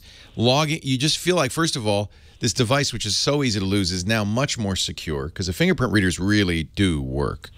And it makes it so much easier to log into. If you're using Android Pay, it's a must because then it really safeguards your credit cards in much better way than the, chip and sign or swipe and sign that we've got right now. And the new Nexuses will have a fingerprint reader on the back. So by itself, and the camera will be much better. The Nexus 5 camera was never great shakes. So I think it'll be worth it. What we don't know, unfortunately, is how much it's going to cost. Right. The Nexus 6 was a little pricey, although the prices have dropped considerably. Exactly. I would hope that Google would sell the Nexus 5 for that $400 price point. It's completely possible to make a flagship, state-of-the-art phone these days, especially for an Android phone, that is around $400, I believe. We'll see what Google does Tuesday. Leo Laporte, get a new one. You deserve it. Leo Laporte, the tech guy. That's my number. Don't wear it out. Leo Laporte, the tech guy. Some time ago, somebody called 867, whatever that is, 5309, in every area code of the United States. In some area codes, some states, you actually get Jenny or some recording. And in some states, there's somebody, I feel sorry for him, who actually has that number. I think most states, nobody has that number. I don't think you can really, there's nobody at that number, 867-5309. 8888, ask Leo. That's the phone number, 888-827-5536. Michael is next in Grenada Hills. Hello, Michael. Leo Laporte, the tech guy. Hi, Leo. I've got a Mac Pro, and I run ProTools on it, and I've got two Thunderbolt displays, and I want to add another monitor and put it in my live room so I can run the computer from there. But that HDMI port doesn't seem to work. When I talked to Mac, they had me rearrange the Thunderbolt displays into different buses, which I hadn't realized. Yeah. Before I did that, the computer wouldn't even boot. Now it boots, but it doesn't recognize that third monitor. You have the trash can Mac Pro, not the cheese grater Mac Pro, right? Yeah, Okay. It's a 6-core with 64 gigs of RAM. Yeah, those are nice. I have one as well, although it's not really getting used much these days. I ended up getting the 5K iMac. I'm still a PC guy, but yeah. It's all right. It's not I think it's a little bit too pretty. and it's I so carry mine under my desk. Yeah, well, that's the problem is you don't really need it pretty. And by being so pretty, they've make it more difficult to upgrade things like that. And there's no drives, there's limited drives internally and things like that. So you end up having all this stuff hung off of it, which makes it considerably less pretty, by the way. I used to run 3 monitors, a 4K monitor and 2 cinema displays off of it. I'm trying to think how I did that. 2 were I never used the HDMI. 1 was Thunderbolt. 2 were one was Thunderbolt, 1 was mini display port, so it used the Thunderbolt port. And I'm trying to remember how the 4K monitor was connected. I think it was also Thunderbolt. So I know it could drive that. How high resolution are those monitors? Oh, you know what? I had to lower them so I could see my interface better. Yeah, well, that's so they're not running very high. That's one problem with the 4K monitor, even more so with a 5K monitor. You don't want to run it at that size because everything's teensy weensy. Yeah, I'm not that young. I'm not sure what the issue. Apple didn't have a fix. Yeah, they didn't really seem to have any information. Thanks. On that, but you built it and you don't know how to do it? Why would they have an HDMI plug if you can't use it in conjunction with the Thunderbolt? It may be that you can't. That may be the issue. I asked that question, and nobody seemed to know that you couldn't. But yeah, for whatever reason, it's not recognizing any display when I connect it. So I don't know. I know that it's an old Dell monitor that I want to use because I don't really need anything. Is it 30? It's not a 4K monitor, or is it? You know what? Probably not. It's probably not. Because HDMI won't do 4K. You understand that? Unless you have HDMI 2.0. Yeah. Which I don't think that Mac does. It's designed. That's designed for a kind of, the HDMI is designed really for a 1080p monitor, for a lower res monitor. Right. Which would probably be closer to what I have. Yeah. I mean, that's the first thing, to make sure that monitor is compatible. Yeah, that might be one of the problems. Yeah. And make sure you're using a true HDMI cable. I don't know what the standard is on that Mac Pro, but you've got to, it's probably 1.4A. You've got to match that. Okay. Refresh rate might be relevant as well. I'm not sure. Yeah, I'm surprised that Apple couldn't help you. Try a different cable. Make sure you have a 1.4A cable. Yeah, I may not, but I will definitely do that. And I know I ended up buying a little converter, too, because I got the impression at one point that I needed to convert the signal. You shouldn't. HDMI is HDMI unless it's an HDMI monitor, right? Yes. Yeah, that's the interface of the monitor. Yeah, I don't know what and how far do you want it to go? Oh, I've got it running about 10 feet. Oh, that's not bad. Okay. Yeah. Yeah. You don't want to drive it too far, of course. Right. Right. Is there any chance the Thunderbolt cables will end up getting longer, or are they already? Yeah. You know what? It's a sponsor, but Corning makes much longer Thunderbolt cables because they do something very interesting. Thunderbolt, when it was originally designed, was a fiber technology. And Intel and Apple, who were the chief designers, realized they weren't going to get it out the door in time. So they put it out as a copper connector, much like your regular cables, with copper wiring. But Corning, which makes fiber optics, has done a very clever thing. They have a standard Thunderbolt copper-style connector on one end. Inside the little dongle, it's not very big, it converts it to light. Then it goes fiber, and it can go a long way. I remember what the total run was, but it was quite distant, like 100 meters or something. It was a long way. And then it takes the light and reverses it back into analog and puts it into that, or not analog, but copper, and then puts it back into the Thunderbolts. Quite clever. They're a little more pricey, but they can go a long way. So look for Corning fiber Thunderbolt cables. Yeah, that'd be easy. Yeah, but you know what? You're a pro, and you're used to spending a little extra on good cabling, aren't you? I really enjoy doing that. Yeah, what fun is it? Somebody, Li7 in the chat room has given us a Apple support note, HT 202801. 202801. I'm going to put that in the show notes at techguylabs.com, and that may be relevant. Oh, good. Yeah. I will look for it. Okay. Boy, you know, Apple couldn't help you, but the chat room could. Yeah, well, I'm not surprised. We got some geniuses in there. Exactly. Hey, good luck. What kind of video editing do you do?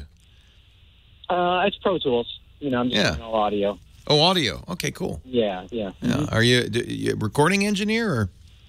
Well, I'm just a guitar player, really, but I have to engineer now. Nice. I mean, it's not my favorite thing to do, but I'm not paying someone else to do it. You don't have to spend $100,000 on a studio either. Yeah, exactly. It's amazing. I mean, that was really why people wanted a record label back in the day, because they needed to pay for studio time. I know. Now you've got in that Mac Pro, you can do as much as, you know, some of the higher end recording studios. It's amazing. Yeah, I was reluctant to jump into ProTools like that, but it's getting better every day. It's a big jump. Okay, so, yeah, it was for me. That's a big jump. Hey, good luck. Thanks, Leo. Thanks for calling. I appreciate it. And check it out. We'll put it in the show notes, as we do with everything we talk about on the show. I just put a link up there at techguylabs.com. I don't do that. I'm afraid that was a misstatement. The great, the wonderful James DeRuvo does that. He's sitting right now, as I speak, writing, Leo says he does it, but he doesn't. I'm James DeRuvo. Thank you, James, for doing such a great job. Then Josh Windish in my office adds audio and video. The website, I think, is a great resource. We have a good search engine on there. It's techguylabs.com. Best of all, there's no fee. There's no charge. There's no sign up. It's just like, you walk in the door and everybody knows your name. But not really. That's the other website. Leo Laporte, the tech guy.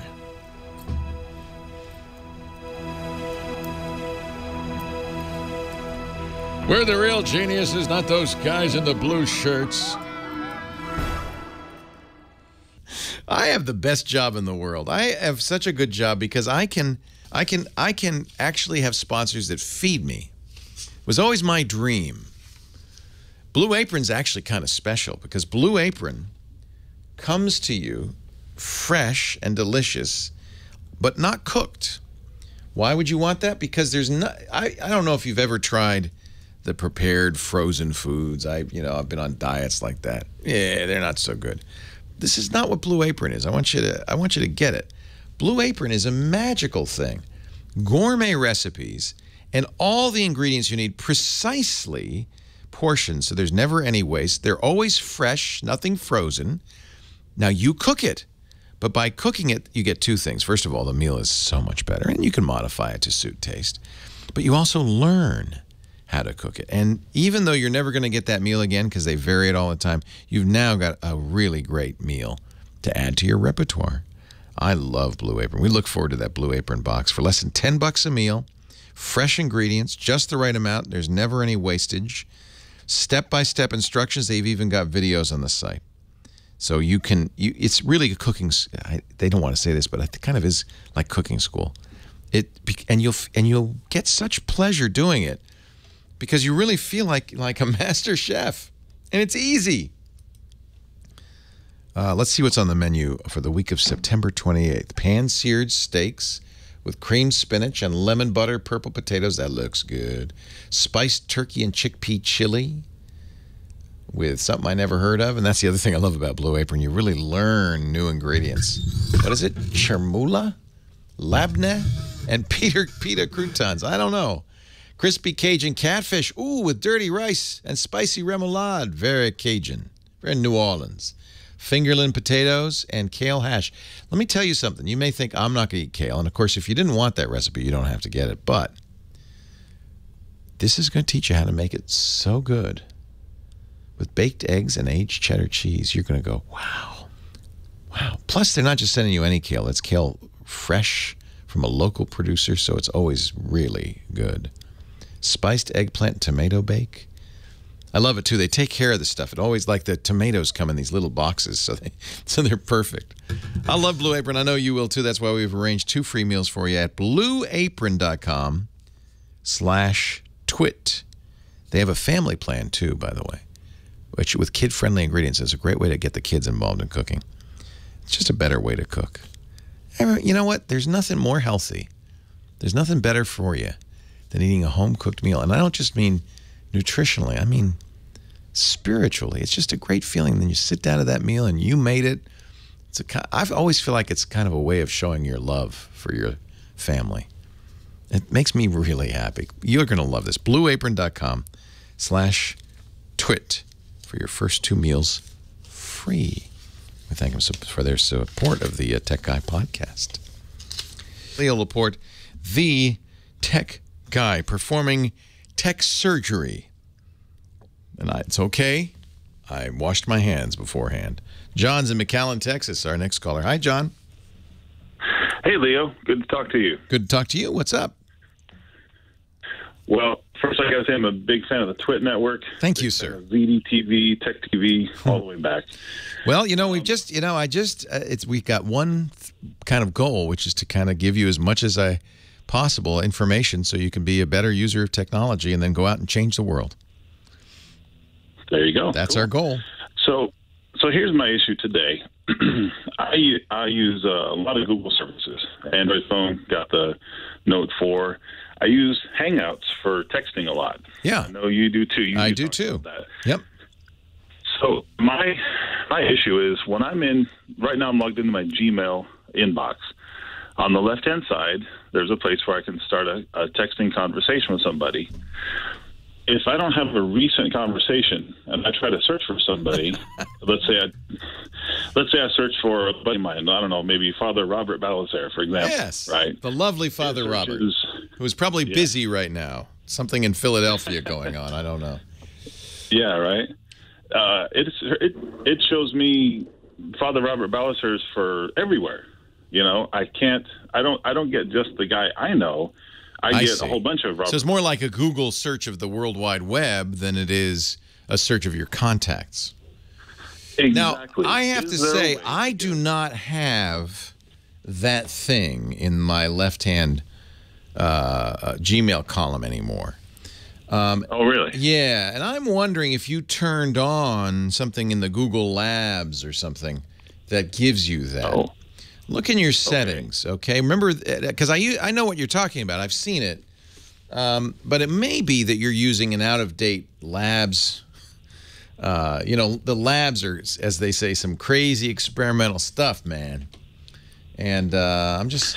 Okay. I would look and see if they have... yeah, see, I think they don't allow that anymore. I think that's gone. I'm surprised you still have it. Maybe it's a Chrome extension you added? Oh, there it is. Right side chat. No, that just says move the chat box to the right side of the box. Oh, I see what you're talking about. There's a... Never mind. On the left-hand side, there's a little Hangouts conversations. Yes. I see. So, I see. I do have that. that. The same thing in Google Contacts. If I go to Google Contacts, the search box says search for anyone, but I just want to search for people I know. See, mine just gives me people I know. Oh, I know why you're getting. I know what you're getting. I bet. Do you ever use Google Plus? Yeah. So this is a mistake that Google has made. In fact, somebody was complaining about it. I saw on Twitter, and the guy in charge now, Bradley Horowitz, the guy who's in charge of Google Plus, said, we know, and we're going to fix this. Google Plus, the contacts include circles. So if you've ever circled anybody, suddenly all of them are in your contacts, which you don't really want. I don't want it. Right. Yeah, I just want the people I know. Yeah. That is a flaw in contacts that Google, you know, it's an odd thing they chose to do that, especially given the fact that Google Plus is kind of, you know, I think, is the word deprecated? I don't know what the word is. But I feel like it's the same thing to me. I see it's not really a search of the World Wide Web. It's just a broader search than you'd like it to be. It's your Google Plus and your contacts. Right. Yeah. So is there a setting there somewhere that you can just make it? No, and that's what they need to fix. And I think that's what Bradley was saying. Okay. I'll see if I can find his tweet. But I got the impression that we know it's a pain point. We're trying to fix it as fast as we can.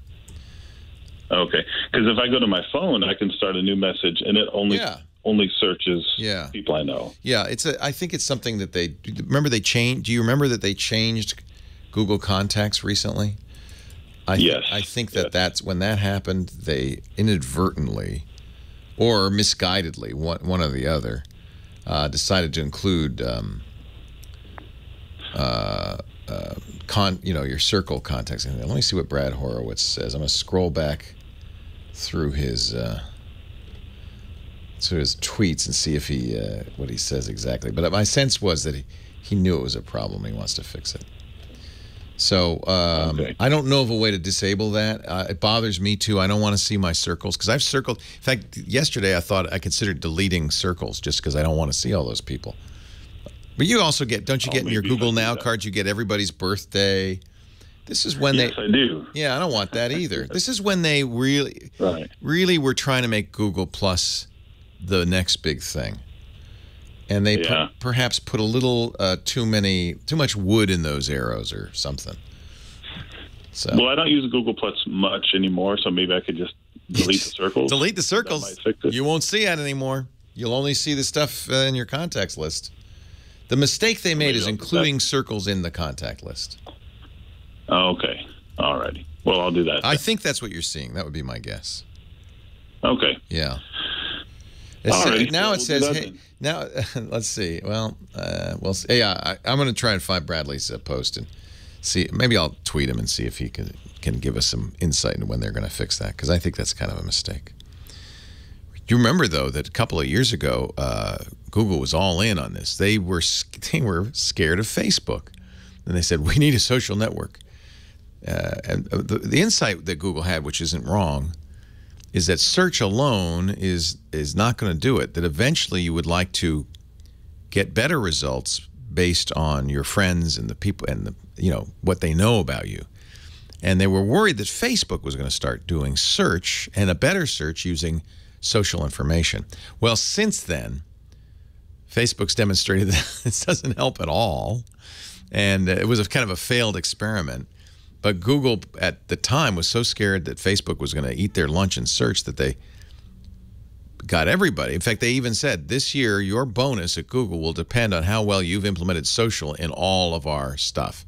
That was a horrible, misguided decision. They've backed down on that. Larry Page, who was a champion of Google+, I think has kind of stepped back. I don't know how long Google+ is for this world. Bradley's a great guy. And he's doing a good job. But the mistake was you got peanut butter in my chocolate. I don't want Google Plus stuff in my contacts. 8888, ask Leo, the phone number. Let's see, coming up, the Gizwiz in just a couple of minutes. I'm going to try to get one more quick call in here before then. Josh in Highland, California. Hi, Josh. Hey, Leo. Hey. I just had I was listening earlier about you. Android versus iPhone. Yes. Which team are you on? I'm for both. Ah, I like it. Phone-wise, I'm definitely more for Android. I was just gonna say, you were saying before about like the turbocharging and the battery not lasting all day. I'd have to totally disagree because before, I would say back in 2011, 2012, Android OS was not really built on capable hardware to run it. That's true. Nowadays, with phones coming out now. But don't you wish you had better battery life? Am I wrong on that? Well, I mean, everybody wishes that, but on iPhone you get it. That's the thing, and unfortunately, as they increase the size of batteries, we're running out of time. I'm sorry to say, they also increase the screen resolution much higher than iPhone, and they kill the battery life again. They don't seem to be getting ahead. Leo Laporte, the tech guy.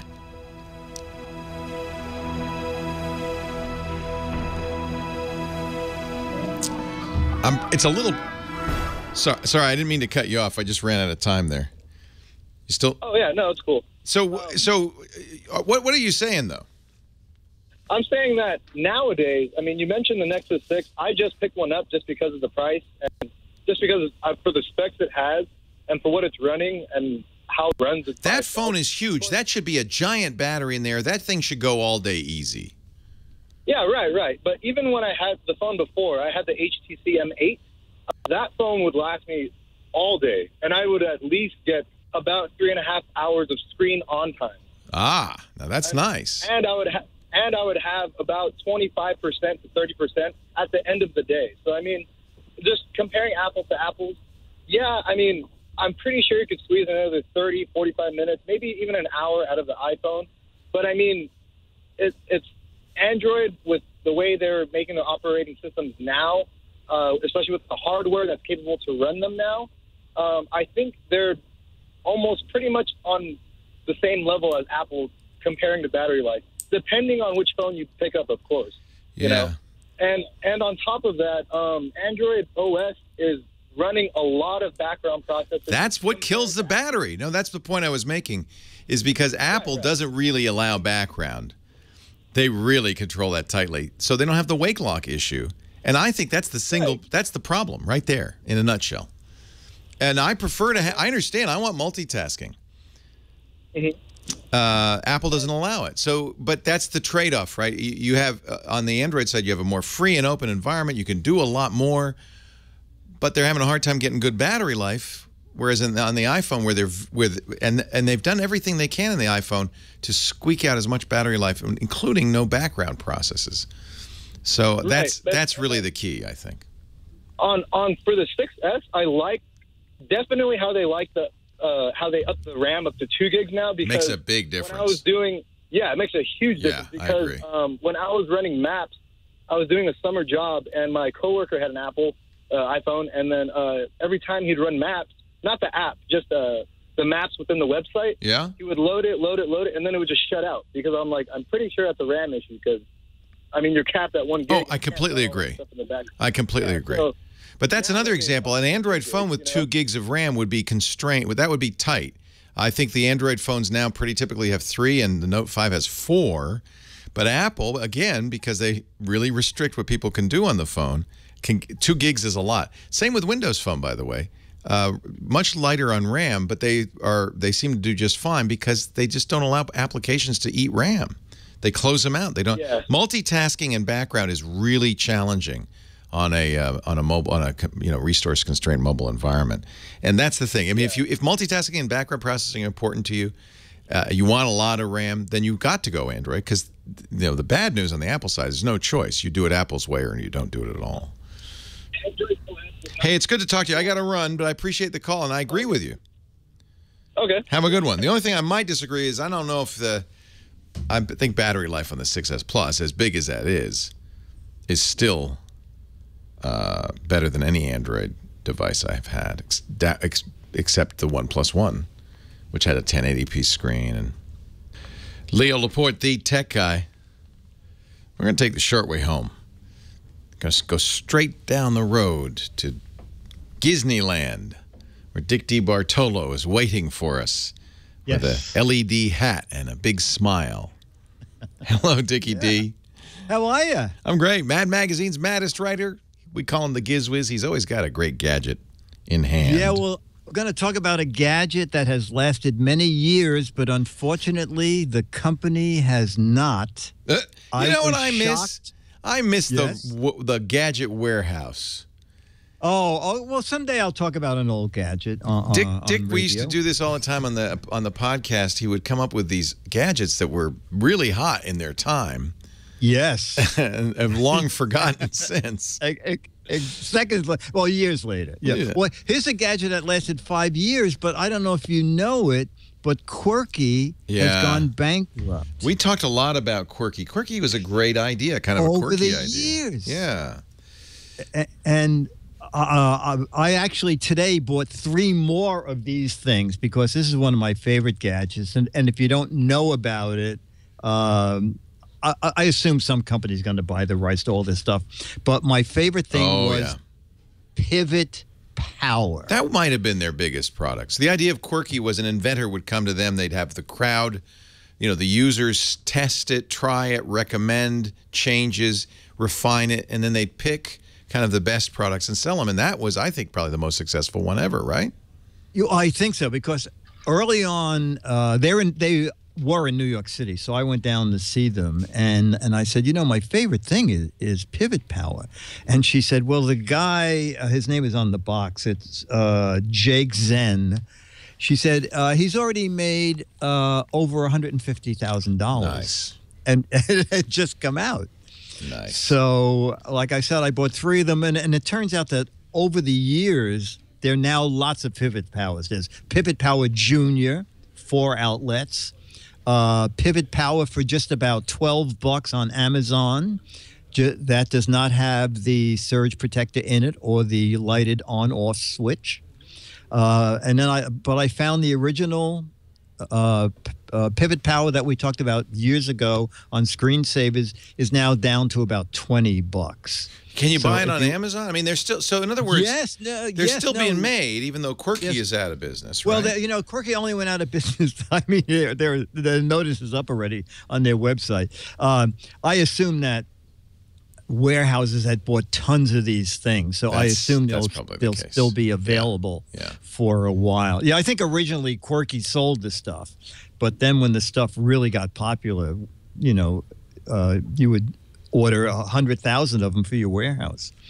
But I'm sad to see Pivot Power go. I'm sad to see Quirky go. Yes, exactly. I thought they were kind of a nice idea, but I guess I don't know. You know, I'm wondering if like Kickstarter and stuff is sort of.